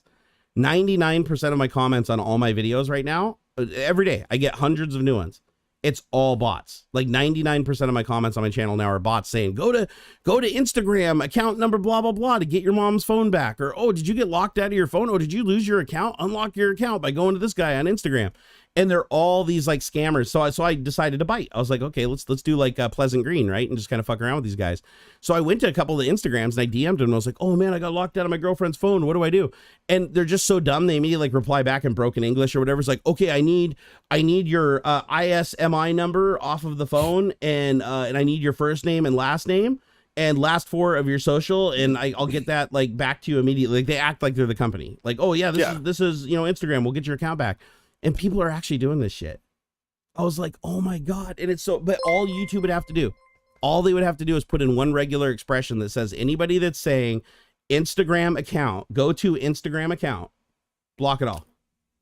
That's all you'd have to do. Block it all. And they won't do it because the problem is every time a bot clicks on the video through the API, because I was wondering, I was like, why would YouTube not combat this when it's so obvious and it's so easy to block? Because they don't put in any crazy shit like they do to get by spam filters on Google. It's literally just the same message over and over again, thousands of times, right? So they could block this message and get rid of all these bots overnight. So I'm like, why don't they? Well, because in order to use the YouTube API to post a comment, you actually end up creating a view and engagement. So the bots are creating insane amounts of engagement. And that's why you have these videos on YouTube that are 3 seconds long. Like you've probably noticed this, like on YouTube, you click on a video and it'll be like, and that's the whole video. You don't even have time to hit downvote. And it'll have like 13 million views. And the reason it has 13 million views is because these commenters, they target those videos because they're only 3 seconds long because the people don't have time enough to downvote the video or downvote the comments or report the comments when they're on a smart device like a TV. So it racks up insane amount of views, which then push it way up SEO for the PC viewers. And then the PC viewers in the browser go and click on that video because it has so much viewership. And the top comments are all like, oh, do you want to get your phone back? Hey, hack into your boyfriend's account. Just go to so-and-so. It's like, it's the dumbest thing ever, but it works because people are just so gullible when you tell them what they want to hear. Yep. It drives me nuts, dude, to watch this like play out. It's like, it's our own fault though, because we keep falling for it over and over again. It's like, if every one of us took 10 minutes to tell our family members to not be pulled in by this, it'd go away. It'd be gone in a week. Right. Let's hear Adrian. Thank you for the $13.83 super chat. He said you guys are awesome. Well, we love you, Adrian. You're good people. Aww. Eric G, Mr. Trucker Man. Wow, $25 super chat. He said, well, I got to get back on the road. I'm heading to Houston, Texas today. Cool. We'll continue to watch while lurking. Well, dude, you just keep on driving safe and keep on hitting up those truck stops. And when your vehicle's not in motion and at risk of killing thousands of innocent people, hey, you hit us up and chat, dude. Yeah. Let's hear Stare Dog, my man. Thank you for the $15.76 super chat. He said, I'm buying a 48-inch CX today for a monitor. Will I have the dimming issue? Should I go to Samsung QDOT for the same price? I'm getting a smoking deal on the CX, $1,400 Canadian, including the 5-year hand-it-back warranty. Well, with the 5-year hand-it-back warranty, I'd totally go for it. But I feel like I need to segue into my topic. So you guys, I'm going to have to return these screens. So for months now, it's almost been 3 months. I looked at the date that I bought the screens. So 3 months, I tore my entire nerd cave apart. I got rid of the old Samsung screens. I brought in these 48-inch LG C1 OLED 120 hertz G-Sync HDR10 blah, like the best of the best screen. I bought these things. I got them set up and I've been trying to go through all the menu items, even service hidden menu items and everything, trying to figure out how to get the color on the screen constant, because what these OLED screens do, especially the C1, the CX doesn't do it nearly as bad. But for some reason on the C1, it'll just automatically just start dimming the shit out of itself. Like you'll just be sitting there. You'll have the same image on 3 screens and they'll just randomly dim at different intervals. It's like something that's trying to protect the OLED from burn-in. So it just dims. But the problem is you'll have like a full open white notepad that's like just gleaming beautiful white, really, really good dark blacks behind it. And then the contrast just completely falls out when it crushes down to like 20% brightness. And then the only way to get it to come back is you have to grab the window and like wiggle it and maximize it and minimize it. And it's not instant. It takes like seconds. and then it'll magically come back. So I did figure out one way to combat it, where I had to go into the service menu and change a lot of like uncomfortable shit that you shouldn't change. And I did finally get it to where it's stable, but still, if you open up something that's pure white, everything else around it will dim. Like I even occluded it, so I made sure it wasn't just my eyes doing a contrast thing. It's like if anything pure white opens on the screen, everything else dims, and the larger that white object gets, the more everything else dims, because the panel, the way that LEDs work, they pull different amounts of power depending on how bright each LED is. And the power supply cannot supply all the brightness and get rid of all the heat. So the way that they mitigate it on these new panels to keep them so thin is they just max out the brightness and then slowly ramp it down, and then ramp it up and then slowly ramp it down. And it's not as bad with one screen, but with 3 screens, it is nightmare. My neighbor, however, does have a CX, which is the previous generation before this. This is the old screen. It's a different panel type. This uses the C1 uses the G series panel, which is supposed to be superior in every way, but apparently they burn in 2 months from what people have experienced, including Linus Tech Tips. And they have the problem with this auto dimming issue. So luckily I checked after Linus confirmed it, and I saw so many people complaining about this in like the Artings forum, because Art Ratings or Artings or whatever did a whole write-up saying that this is the best computer monitor on earth. Like the C1 is, and I'm like, how the fuck could they give it that rating when I'm having so many problems? Well, because they tested it on old firmware, and it looks like the new firmwares are implementing this stuff. Yeah. And I don't know which firmware started implementing this, but I think it was because the screens were burning in so easily. Like Linus literally had burn in 2 months. That's unacceptable. Like completely unacceptable. So I had 6 days left in the return period because I bought these from Costco. So I'm going to box them up tomorrow and I'm taking them back. And it sucks because I'll tell you this, OLED, nothing looks better. Like in a dimly lit room, when you have HDR10 and you have G-Sync and 120 hertz and everything, nothing will touch it. It is the most beautiful thing you've ever seen. It'll bring a tear to your eye. But when that brightness keeps fading in and out constantly, and the only way to stop it is by going into the service menu and hacking the shit out of stuff that creates a massive power draw on the screen and obviously would just void its warranty over time. That's not a good solution for stuff that you need for a long period of time. And the fact that they're burning in so quickly, and I mean, way quicker than the other screens. Like Linus isn't the first person that's reporting seeing them burning after 2 months. Now, if you leave all the safety features enabled, then it won't burn in 2 months, but you're also not going to have a solid picture, which means you're not going to be able to color calibrate, because as you're color calibrating, the screen's just going to continuously go to different brightness levels. And even on a dark screen, even when I had dark stuff up, it was still dimming because it just wants to constantly change the pixels so they don't burn in. And I'm like, this is just too annoying. Like people told me, you know, if I went OLED, that these are some things that might annoy me, but my buddy next door has a CX. He has the 48-inch CX, the previous one. And it's nowhere near as bad as this. The C1, I don't know what it is with the latest firmwares that they put on these things, but ever since I took them out of the box and updated the firmware, this has been a problem on all 3 screens. So I know it's not a specific problem with the screen. It's all 3 screens are doing the exact same thing. They're all doing it at different intervals, which means it's independent of the signal coming in, right? If there was off the signal, then each screen's getting the same signal from the computer. So they wouldn't all be like dimming at different intervals and stuff. So it's just very annoying when you're dragging stuff across your desktop and the window's like changing into 3 different sets of brightness all the time, even when they're all set at the same brightness to start with. So I'm going to go ahead and return these. I don't know what I'm going to replace them yet, but so far I'm looking at the Samsung G9, what is it called? Like micro LED. Have you guys seen that? It's a 49-inch ultra wide 1440p by 5660 or something ultra wide, which would be my first screen that I ever got that's like an actual proper ultra wide instead of having 3 independent screens. Or the other option is, because I've had decent luck with QLEDs, is to get like 3 of the Samsung QLED HDR10 screens that do the 120 hertz, because those don't burn in, they don't have brightness issues, but you will have halo. That's the problem with QLED, is you are going to have halo. Like if you have a black screen and you have a star field, you're going to have a halo around every single star. Like there's no getting around that. But I was looking, and with the Samsung, I don't think that'd be as much of a problem, like the ultra wide, but it's also like $2,500 for a single screen. For that G9. So I don't know what I'm going to do. I really don't. I have to think about the pros and cons, but I really wanted OLED to be, because it's gorgeous. When it works, it's gorgeous. It actually is the only screen I've ever seen in a lit room where it looks like it's a painting.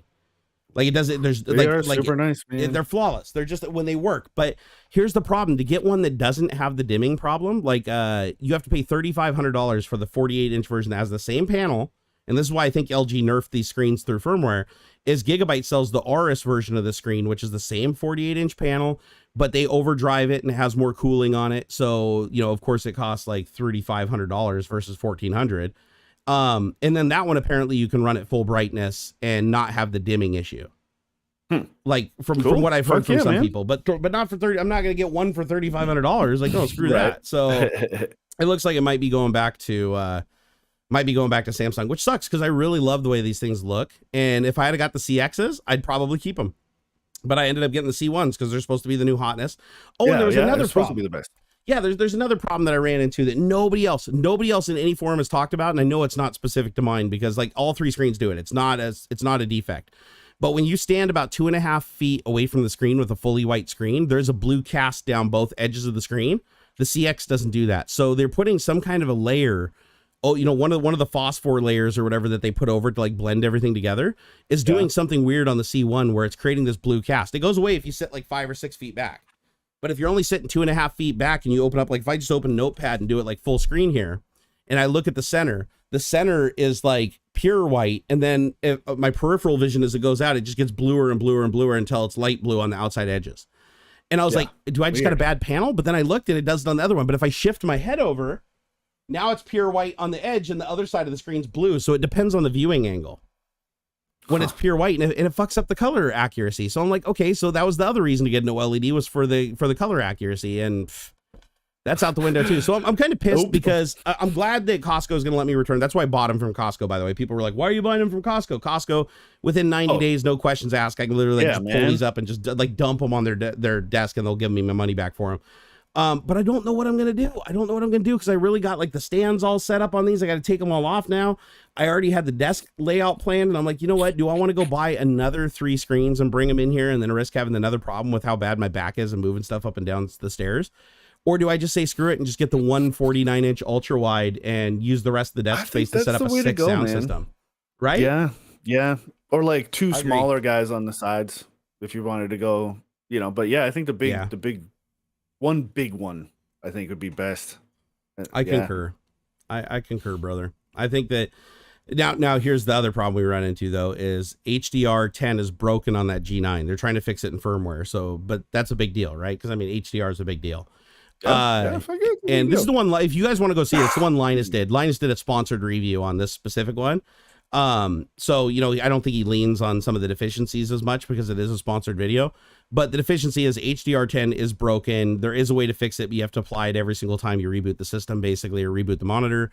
And it's got a really good resolution. Like it's basically like having 2 1440p side by side and 49-inch ultra wide. So it's about as big as you're going to get in an ultra wide computer screen, period. I also, the other thing that I liked about it too, is it's really fast. It's 240 Hertz 1 ms. So it's super fast, even twice as fast as these OLED screens. But the problem is there's such a supply problem right now with all technology that this monitor, I couldn't find a single one in stock anywhere for MSRP. All I could find is like ones being sold on Amazon by third-party stores that probably got them from Best Buy and they're reselling them for $3,000 plus, up to $3,500. And it's like, I'm not going to spend $3,500 on a $2,500 screen. I'm just not going to do it. But the problem is supply and demand is making it like ridiculous. And TVs are easy to get a hold of because nobody thinks of using TVs as computer monitors. So there's not really a TV shortage per se. But as soon as you talk about actual computer monitors, there's a huge shortage. So I'm like, well, if I take these back tomorrow, which I'm going to, I already processed the return. If I take these back tomorrow, it's like, what do I do? Do I just wait months or years, or do I just pay the scalper's cost and take it hard in the butt to get like the screen that I want? Or I really don't know. So I'm a little bit frustrated about the whole thing. This, after all the work that I did to get these things in here and all wired up, it's like, I even put different stands on them. Like they don't have the stands out of the box. Like I put adjustable stands on them with Visa mounts and had to screw all that stuff together. I had to undo all that, get it all back in the boxes and taped up tomorrow so I can take it back to Costco. And then I got to put I'm not going to put up all 3 old screens because it's just the 2 of them were dying anyways. I'm just going to take one of the old screens, set it up front and center so that I have a streaming platform until I can figure out what new screens I want to get and what I want to get. But it's like, damn, son, makes me sad. It legit makes me sad. Hey, Dimebag Darren, thank you for the $3.94 super chat. I love that name, Dimebag Darren. Leo82, thank you, the $5.91 super chat. He said, my G9 V1 banana is nice. I know, it's so curved. That's the only thing I don't think I'd like about it is how curved it is. But 240 hertz won't work with the 39 half the time, and it's 27-inch screen height. Yeah, and that's the thing. Like, I am so used to having these massively tall screens. Like, even going from a 50-inch down to a 48-inch was like a big change to adjust to. Like, the 50 inches even seemed way bigger than the 48 inches, which I thought is like odd. Like, I didn't think it'd be that much of a difference. But going down to a screen that's only like this tall, but is like, you know, massively wide, I think that would take a lot of getting used to. But I would like the fact that there's no border in this, you know, no borders. Like, I'd love to be able to play a game in surround, one resolution, one monitor. I know, right? Yeah, like a racing game, you know, and even like move it close too. Like, don't have it way back. Like, pull the monitor so it's like right here in my face, you know? That is one of the cool benefits for like a curved monitor. But beyond that, man, I don't know. It's just weird. I like you were saying, like, I don't like that it seems squished. Yeah. Like vertically. It doesn't, I don't know. It's not. I don't think I'd get used to it, dude. I really don't think I would. Yeah. I think it'd drive me nuts. Well, here's the final topic. What do you say we see if we can get these Elon fanboys all worked up? Yeah, what is this? I saw you post something about this. Like, hey, Elon, why are you lying? What is this? So yeah. Oh man, that triggered. So I just deleted it because it was just creating a war. People were getting so pissed off. So here's the thing. The new Plaid edition, I'm sure you've heard about, right? Yeah. So everybody heard about this Plaid. It's like, it's basic, and it's a marvel. It is absolutely a marvel to behold regardless. I mean, it's literally kicking the shit out of like every other car on the street, multi-million-dollar hypercars. It's just fucking smoking it in the quarter mile. So Elon wants to beat the record at the Nürburgring for the fastest EV. I think it's currently held by what was held by, I should say, the Porsche Taycan Turbo S, which is, you know, pretty fast electric car. And so they took this, but the thing is, they said that it was unmodified. They said they said that they did the record, and they did set the record. It's like 7 minutes and 30 seconds for a lap, which is just fucking blistering, insane, stupid speed. Yeah. Like, yeah, good luck. Like that's the speed that, like, you know, 10 years ago, a McLaren F1 or something when it came out wasn't even doing that, you know, just crazy speeds. And I'm like, okay, so I watched the lap. And I watched the whole thing. I watched the entire lap all the way through. And this is before I looked at any articles. I was watching it and I was like, my God, the poor brakes on this car. Like, I'm like, it's literally like a 5,000 pound plus car, and it's got steel brakes on it. They're not carbon ceramic, and the brakes are actually holding up on the car and through a lap on the Nürburgring, which, like, if you've ever driven a car with steel brakes, they're going to fade hard with that kind of weight on them. Like, they're just going to, you step on it going into a corner 35 miles an hour, the fucking things are glowing. Now, there is an exception to that rule because you do have regenerative braking in the car, which means that it can, you know, take like, you know, 200-300 horsepower in the motor to regen the battery pack and use that to slow you down. Right. Okay. So I'm like, okay, so that means that the brakes can be extended that much more. Okay, cool. So the brakes will last longer. But the thing is, when you watch this lap, the brakes are like just screaming. The tires are screaming. And I'm like, but it doesn't seem like it's experiencing brake fade. And the other thing is, like, there's several spots in the lap where he like slows down on the straightaways and then just like gets back into it hard again. I don't know if he was like cooling the brakes down. I don't know, but still was able to hit the record. So obviously they've done this enough times that they know where they need to slow down and where they need to be fast. Yeah. I'm like, I just could not wrap my head around how the hell the brakes were holding up on this car through a lap. And he said that it was unmodified. This is an unmodified car. Well, my argument to people is I do not believe it was an unmodified car. Because one, it had a racing gauge cluster installed in it, which isn't supported by the factory car. Like, they would have had to modify the firmware in some way to feed that telemetry to that racing dashboard, right? We're not talking about a typical off-the-shelf OBD2 car here. We're talking about, you know, Elon's EV with their proprietary computer system. So I was like, and they didn't show the exterior of the car during the lap. They only showed the interior, and they didn't show the time of the lap. Okay. That like during the lap. So now here's why I get a little bit worried about this is because they brought two cars. One has full carbon ceramic brakes, downforce package, and special programming to make it fast. And they claim that they ran both cars and that car was 5 seconds faster. My argument is I think they ran the carbon ceramic car and they showed the video from the carbon ceramic car, but are saying that that was the run that set the record time. And I don't believe it was. I believe that they didn't show the video because I bet you if they showed the video of the car without the carbon ceramic brakes, it was probably brake fading like hell and damn near going off the track. Yeah. You know, and so that's why it was 5 seconds slower. Because I mean, 5 seconds is, well, actually 5 seconds isn't that big of a gap on a track that big, but still it's a lot.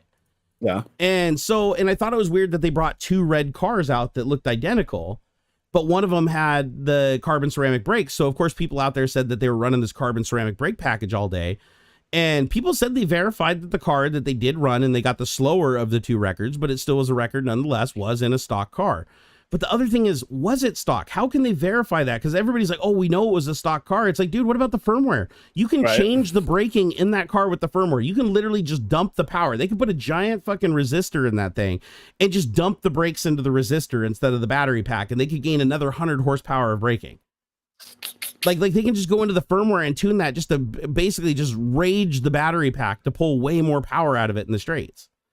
Like, I just feel like there's way too much on an electric car like that. There's way too much that they could change that would yield that result. And I don't believe that if you grabbed a Plaid right off the showroom and with the tires that it ships with everything, I don't believe that you can go out and do that same lap that we saw. I do not believe that. And I'd love to be proven wrong. I hope that somebody goes and takes their Tesla out there and they run that lap and they come even close to that time with a stock Plaid. But I do not believe that the car that they tested was stock, because it had a freaking racing gauge, and everybody's like, oh, Elon doesn't lie. No, Elon lies all the time, dude. He lied about crypto. He lied about Doge. He lied about autopilot. He lied about the capabilities of the car. He lied about the computations of the car. The dude always just like fake it till you make it. He has been his entire career. He's done some cool stuff. Don't get me wrong. He has pulled some rabbits out of the hat, but the dude does talk a big game and talk a lot of shit and worries about backing it up later.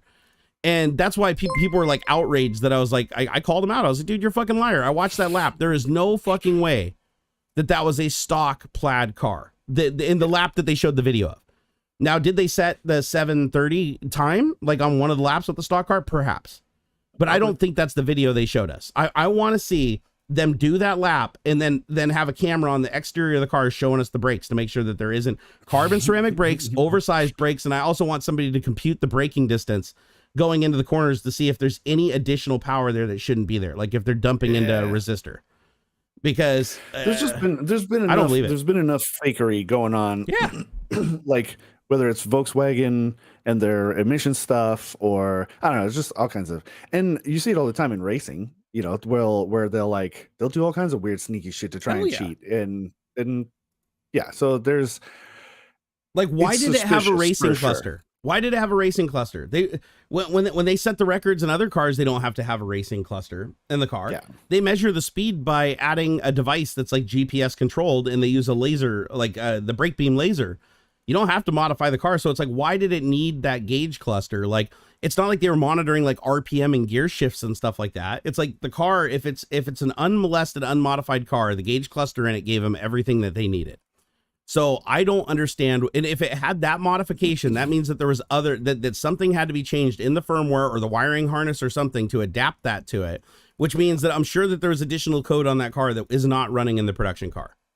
And when you're talking about a car that you can literally just add another 100 horsepower with a line of code, and you're talking about a car that you can just add more braking force like at will and change the entire braking of the car based on a firmware because everything's drive by wire. When you're talking about those things, it's really hard to go to the Nürburgring and say, oh yeah, this is just a stock car, because they could literally look at the entire thing, and right before you start the lap, they could download that firmware from the satellite. They could literally just get in there and push a button in the cockpit and boom, okay, download it and just install the new firmware, and they fucking set off, and you would never know, and they could put the old one back by the end of the lap. So I hope somebody does like a frame by frame analysis of some of the run to like time the distances between things and compute the brake forces, because you can. I mean, they did that with the SSC2 Doterra. You know, and it's like going into some of these corners and stuff like that. I want people to like look at the braking angles that we already know the angles of all the turns. I want them to look at like the entry speeds and stuff like that and see like if it is humanly possible with the stock tires, the stock contact patch, the stock weight, and the stock firmware that the Plaid off the shelf can do that. And if it can, I'm fucking shocked and I want one even more. Like, honestly, like I hope I'm wrong. I hope I'm wrong in this case, but you know, a lot of stuff has been lied to us about the Tesla. Like hell, the Plaid is supposed to have 600-mile range. It doesn't have a 300-mile range. It was supposed to have the new battery pack technology. It does not. It was supposed to be cheaper. I mean, it was supposed to have full autopilot now. It's supposed to be like full level 4 or whatever autopilot. That never happened after what? Like being promised that over and over again, like 2 years. So these people that seem to think that Elon always tells the truth and doesn't fudge anything, it's like they don't really know Elon. He fudges shit all the time. Yeah. So I don't know why people were like so mad that I was like, you know, fucking liar. Like, I don't believe it. I personally don't believe it. The article does say, though, just for the record, the article does say that people at the Nürburgring, the people that observed the records for the Nürburgring, did verify that it was in fact a stock car. But again, the people that work at the Nürburgring and verify such things are pretty new to EV stuff. And there's a lot of shit you can do with an EV that you can't do with a combustion engine car, right? I mean, like I said, it'd be super simple to just even have a thing in your pocket that you just get in the car and it just RFIDs the fucking map off your thing, and then just goes back to the old one when you get back. And it's not like they're wirelessly monitoring every bit in memory as the car is driving, right? So and that's a car that, like, it's very, very, very easy to modify the performance of. So I want to see them compare. I want to see if Tesla will go out there with a customer car. Like, if they will go out there with a customer car with the stock tires, everything full 100% charge, take it out there with it. Well, actually, they do need a roll cage, though. I don't think the Nürburgring will let them set a record with that fast of a car without a roll cage. But just a roll cage, but it has to be a customer car, and it has to be a firmware, and it has to be an independent driver. Somebody who's driven a stock Plaid before, just cruising around or whatever, and knows it. They can get in that car and verify that when they're stabbing it and they're turning the corners and everything, that they're not changing anything else. They're not changing the steering geometry. They're not changing the torque vectoring. Because you could crank that. The thing is with the Tesla is you can just crank that shit up to the absolute max if you don't care about the warranty, right? Oh yeah. Like if you're trying to break a record, if you're trying to break a record at the Nürburgring, give it like 1,500 horsepower, right? Like for short periods of time. Run the heating 100 degrees higher than you normally would, even though it'll burn out the inverter eventually, Hit the brakes 10 times harder than you would on a street car. There's a lot of shit they could just make it do, like, way more aggressively to get that run. But my problem is that they're calling it completely stock when it clearly isn't. Yeah, definitely not. Yeah, so we'll see what comes out of that. We'll see. I don't know. That's pretty neat. You know what else does concern me, though, when you see shit like this, is if they did that lap in 730, you're going to have some guys going out and buying these fucking Tesla Plaids, taking them to the Nürburgring, and they're going to watch that video and learn from it. And they're like, okay, entry speed on this corner, 130 miles an hour. Entry speed on this corner, 160 miles an hour. First time they go in the corner, they fly off the fucking track and hit the wall, and they're going to wonder why. You know what I mean? It's like, I want to know that because that's the danger, right? Like, if we start seeing a bunch of people in fucking Plaids flying off the track, and you watch the videos and their corner entry speed is even slower than what it was, and then people are going to be asking questions and wondering. Yeah. Hey, Tan Mate. Yeah, I did talk about why I'm returning the OLED screens. It's because even with all the modifications that I've made, playing with the firmwares and everything, I cannot get these damn things to stay at full brightness. They'll just creep down in brightness. And just at random. And when you have 3 screens, it's like if you have a wallpaper up, you walk into the room and it's like one will be like 50% brightness, the other one will be like 80. And then you'll like move a window around for a couple of minutes and it'll go, oh, okay, wakes up, it's back to brightness. And then the other screen will start dimming down. And sometimes it won't even get bright again when you're opening shit on the screen. You just have to wait until it feels like it can do it. Like a weird sort of auto energy saver kind of thing or something. Yeah. And it just, it's stupid. Like, I don't even know how anybody could stand this as using it as a television. But a lot of other people are complaining about it too. Hey, Nigel, what's up, my man? Nigel Watton, thank you for the $6.92 super chat. Said, paying my dudes. Dude. We'll watch Sunday. Love you guys. Appreciate the support, man. We really do. Oh, just craziness, man. Just absolute craziness. So what are your plans for the rest of the day today, Mr. Huey? I gotta re-up the dog's shots. Because I got a board. The rabies, bordetella, leptospirosis. Just the classics, yearly shots, the vaccines and stuff, Is that so your doggy can go play with other doggies and not get like I got a board Daisy for the day of the wedding and into the next day a little bit. Okay, that makes sense. So doing that, got some running around to do some stuff that I have to accomplish for the wedding that my lady can't know about and that kind of thing. No damn. I'm actually I'm making a merch store. No. Yeah. If you tell the people, sir. I sent you a screenshot of the mock-up, but that's terrible. And actually, what I've done so far, I think is still a little sketch. It is sketch, but you gotta take the risk, dude. I used like a free background remover, and I think there's still like a faint green around the edges of it. And I've been super lazy and I haven't bothered to I could take it to work. I have, we have full Adobe Suite at work and I could use it there or something and do a much better job. But I'm just shocked, actually. I'm shocked at the crappiness. I even used I even used Adobe's free tool to remove the background. Yep. It is a green, bright green background. Like designed to be removed. Classic. Yeah. I even looked up the hex code for the color that a green screen is supposed to be. It looks a little dim, actually. I think it should be brighter. But it's good that it's dark because it's a better contrast to the white lettering that I love this shirt. I'm going to wear one of these. And even them, they're wiping out like the text. Or like it'll be like a weird like fuzz faded out. It's fucking weird. Well, I have full Adobe Suite, so if you just email me like a handful of images, I can just take them in and just batch process them and remove all the green and all the cast and everything. That'd be super. Because I got Adobe Photoshop and it's got a batch processor and it does really good at removing background colors. The other thing you can do is I know a couple of tricks, like you can reduce it to 4-bit color. Like if there's only two or 4 colors, you just reduce it to 4-bit color, and then all the different shades of green will just turn into one solid green, and all the shades of white will turn into one solid white, and then you just remove the green.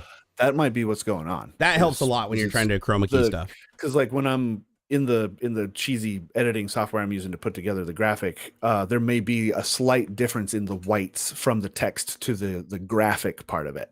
Yeah, that might be what's being weird. I think we can fix it, bro. I don't know.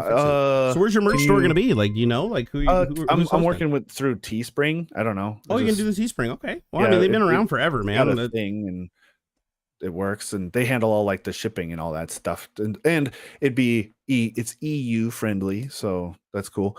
Well, I'll be opening another merch store eventually too. So let me know what your experience is like with Teespring, because if it's good, sure. I'll fire it up and take my designs over there. If you want, you can show that screenshot I sent in the Skype. Oh, you want your shirt here, the green one? Yeah. Hold on. This is a mock-up. Like I was just saying, the green is let gone. me make sure it's not showing a bunch of stuff it shouldn't be showing. Hold on here. Unlock taskbar. Okay, why are you not hiding, you son of a bitch? Hold on there. Go into studio mode. I suppose I could show it too in OBS, but hold on here. I'm gonna see if I can add a oh, here, I know what to do. Hold on, display capture. There we go. Let me change that to the center screen. Stand by. Okay, and okay, there it is. I got it. Now I just got to figure out how to hide this damn bar here. Task settings. Lock the task. Oh, there it is. I found it. Here we go. I think I'm on to something with this idea. I also have another idea of something a little more positive. There's a couple more images down below. Is it okay to show those ones too? Like hold on. I think I got them to go away. Okay, sweet. Oh, I think I can show the one, right? Okay, here. Wait for it. I'm going to do transition. There it is. I love it. I'll have to wait for YouTube. We got to remove the green though. The green isn't going to be on it, right? It's just going to be the white against black. Right. Wow, man. Maybe my brightness or something is low on this monitor, because on the YouTube there it looks bright as fuck. Like, yeah, it's super bright over here, dude. It's super bright. Wow. Yeah. Okay. So yeah, man. So I got that. I have another one that's similar that says oh crap, where'd they go? Professional Twitch thought instead, maybe. I also have professional gamer, where the heart is like a controller. I was thinking this one might be a little one that says success. Well, actually, I'll just make one of my stores as successful e-bagger. There you go. Yeah, internet panhandler, and have like a picture of like a bum with like a Twitch like nappy on. Oh, that'd be good. Oh man, yeah. like this. I might throw out there professional titty streamer. Ooh, there you go, man. Hey, it's okay to be a little edgy. Edgy sells, man. Edgy sells. Yeah, entitled, or like maybe instead of Twitch thought, like Twitch sub or something like that. Entitled Twitch viewer, something like that. ADHD Wrangler. Yeah, right. Yeah, there's all kinds of good ones that you can make, dude, that would just like describe people's states. And then I want to do one with a megaphone, basically kind of turn the heart with the Wi-Fi things on its side, but keep the heart in the right way, and then have a megaphone like and say make positivity louder. Ooh. I thought that would be a good one. Like make positivity louder. Something I wonder like that. if you should add like a little brand to it too, like a little silhouette with your beard or something like that, just somewhere like in a little spot integrated into the graphic, so it's like a brand. My AZ logo, and just turn it like almost into like it would look a lot like the like copyright symbol with the circle and the R. It'd just be AZ. I could do that. That kind of thing. I think that'd be cool, dude. I think it'd be cool. Hey, S7, no, we're not on Twitch right now. We're on YouTube. Yeah, we stream on Twitch during the week independently. Like I do Monday, Wednesday, Friday over on Twitch, and then we both do this together on every Saturday on YouTube. Yeah. So if you want to see more streams and stuff that we do independently, like we do all that stuff over on Twitch. And then this is the TikTok stream where we do here on YouTube's just cuz. Stop asking. No, I'm just kidding. Hey, Bill, thank you for the $2.36 super chat. He said, any advice for a future WRX STI owner greater than 2012? Just invest in oil. Just make sure that you have big old cases of oil around all the time. They're basically like 2-stroke engines. Get sponsored by Valvoline. Exactly. They're basically like RB rotary engines, but they just make a different cool sound. No, they do. All Subaru motors, like all EJ motors, like to burn a little oil. It's just the curse of the loose piston rings, which you want in a horizontally opposed motor. You don't want really tight piston rings because you'll just tear them up. So you will have a little blow by and a little bit of oil burning, but it's actually not terrible. Like I think a brand new car, you'll probably put in like a quart every 3,000 miles. But like my car, like with the tune and everything that I have on it, because it's running higher boost, I probably go through a quart every 1,000 miles, 800 to 1,000 miles. So yeah, just invest in some oil. Other than that, the only other thing you got to worry about, and I'm sure you've already heard this if you're getting into the EJ game or the STI game, is these things do have a tendency of just blowing out their ringland bearings, and also have a tendency of just blowing the cylinders up, like the rings on them that just will disintegrate. However, that's usually because the engine was built improperly. So as long as you have a car that hasn't done that already within like 60 to 80,000 miles, you'll probably be fine. You'll probably be fine. Like mine is like, I grenade that thing and just beat the shit out of it like every single time I've ever driven it. And it still passes a compression test like the day I bought it. So nice. But yeah, if you have a motor that was built and the rings were just a little too snug when it was put together, they tend to tear themselves apart. And then that's a top end rebuild, which sucks on these because there's two different heads that slide on and 2 head gaskets and 2 of everything because it's horizontally opposed. So, and they're a little bit harder to work on, but I don't want to scare you away from them because honestly, you know, everybody says that they blow up. It's like, no, if you get one that was built badly, it'll blow up. But if you get one that was put together properly at the factory and you take care of it. Oh, another thing, never starve it for oil. Like check the oil on it all the time. Make sure that it's always topped off. And if you take it on a track, do not track it without a baffled oil pan. Like go get a baffled oil pan and a better oil pickup, a dual oil pickup. If you do not get those two, and they're cheap, you get both of them for, I don't know, $300, $250. If you do not put that on the car, you will take your car to a track and destroy it in like 100 miles. Like, just don't do it. It's 90% of the people that are reporting that they've destroyed the rings in their motor is from oil starvation. Yeah. So if you put a baffled pan in and you put a pickup, which I have on my car, and I've drifted my car, I've done Gymkhana in it, I've taken it off road, I've done rallycross. You'll have no problems. They're fantastic engines, but for some reason Subaru thought it was a good idea to ship a car with a single pickup that sits like this high off the bottom of the pan with no baffles. Rude. So if you go into a really hard corner, and these things pull a lot of G's, right? You put sticky tires on them, they pull a lot of G's. Sure. All that oil will just go in and pin against the side of the pan and starve the oil pickup, and you only have to do that for a couple of seconds, a couple of times, and the engine's gone. So that's my advice to you. Hey, Ross Skaggy, thank you for the subscribe. I appreciate that. And was it Gum Mug Joe Jack? Thank you for the $10 super chat, my man. That actually rhymes. The Gum Mug Joe Jack sent a $10 super chat. Yeah, skitty boo bop boop boo bop. All right, well, after we're gonna go ahead and start wrapping up, guys, but I will tell you, thank you so much for the super chats. You guys have been super helpful. And if you guys want to see more shenanigans, all of our links are in the video description, and I will be streaming again over on Trinity's channel. That's Trinity from Trailer Park Boys. Oh, neat. Yeah, you know, the TV show. I'm going to be over on her channel on Twitch in an hour. So 2 p.m. Pacific time, 5 p.m. Eastern Standard. I'm going to be over there judging The Bachelorette. She's been doing a series over there for a couple of weeks now, trying to find, Mr. Right. And I was a judge on one of the shows, and they liked me. So they invited me back to be one of the final judges on the finale. So today we'll be picking Mr. Right for her. So tune in for that. And I will be posting the link over on Twitter if you guys can't find it on your own. So just make sure you're following me on Twitter, follow AuxxZillary on Twitter, and all the links, right? All the links, bro. So before we shut down, Aux, why don't you send us off with some like intelligent super inspirational words, and because we're not going to see you next week. You're getting married. That's bro. right. Yeah, man. My wedding is next Saturday. Yeah. I'm thinking of streaming it as best I can, because it's the actual ceremony might be too far away for like Wi-Fi, and it's like out in the sticks a little bit, so like cell signal would be terrible. So I'm gonna see what I can do about maybe hit up Adam. it. He might have like some boosting equipment or something, or Graham. Adam or Graham, I'm sure they have some like 4G LTE like boost and range extender stuff. That'd be neat. Yeah. So yeah, no streaming. So we're all invited. If I can figure out how to stream it, I think that'd be super fun.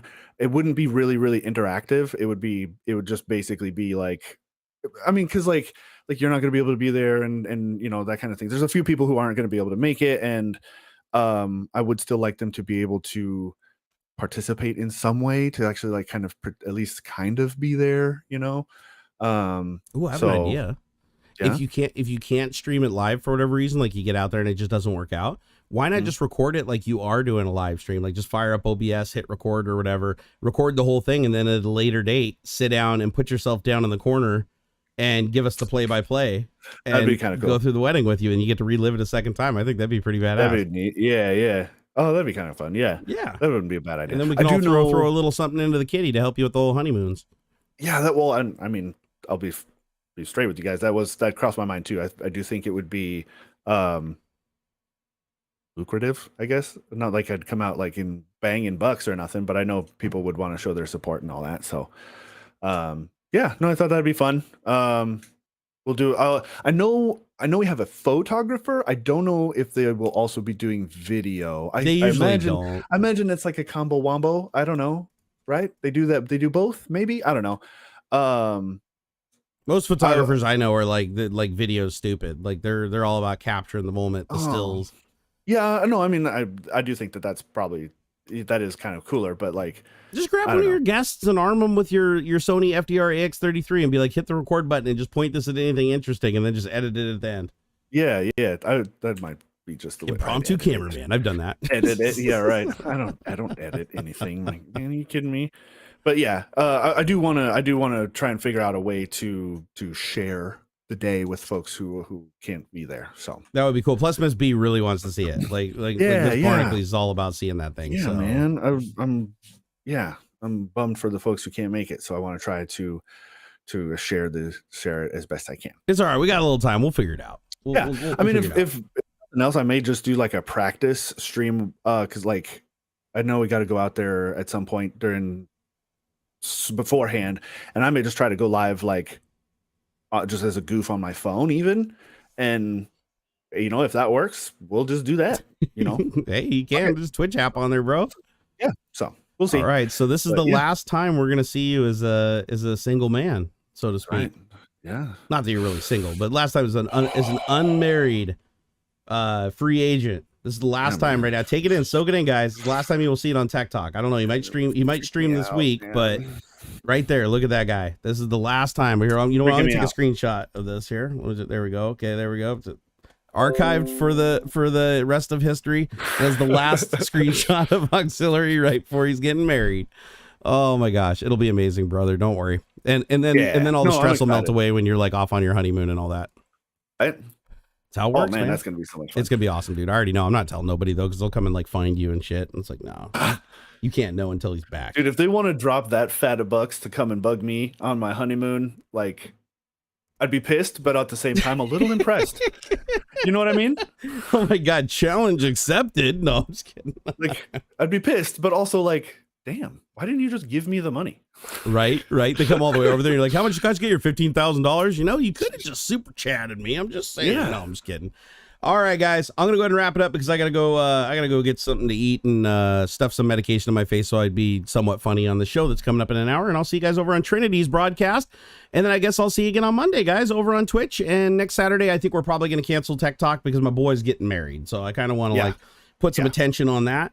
And even if you can't live stream or whatever, just like give us some updates on Twitter, like what you're thinking about and stuff like that. Worst case scenario, we'll set up a GoFundMe or something like that and get you some fancy appliances and shit, you know, because when you get married, you gotta have something. So we'll figure it out. Yeah, thanks, you guys. All right, guys, take it easy, and we will see you in 2 weeks. All right, yes, those weeks, and if you guys are wondering like what the hell's going on throughout the week, Twitter is the place to get your 411 on us. We're both social media addicts, and that's our primary social network. Yeah. All right, peace out, guys. Bye.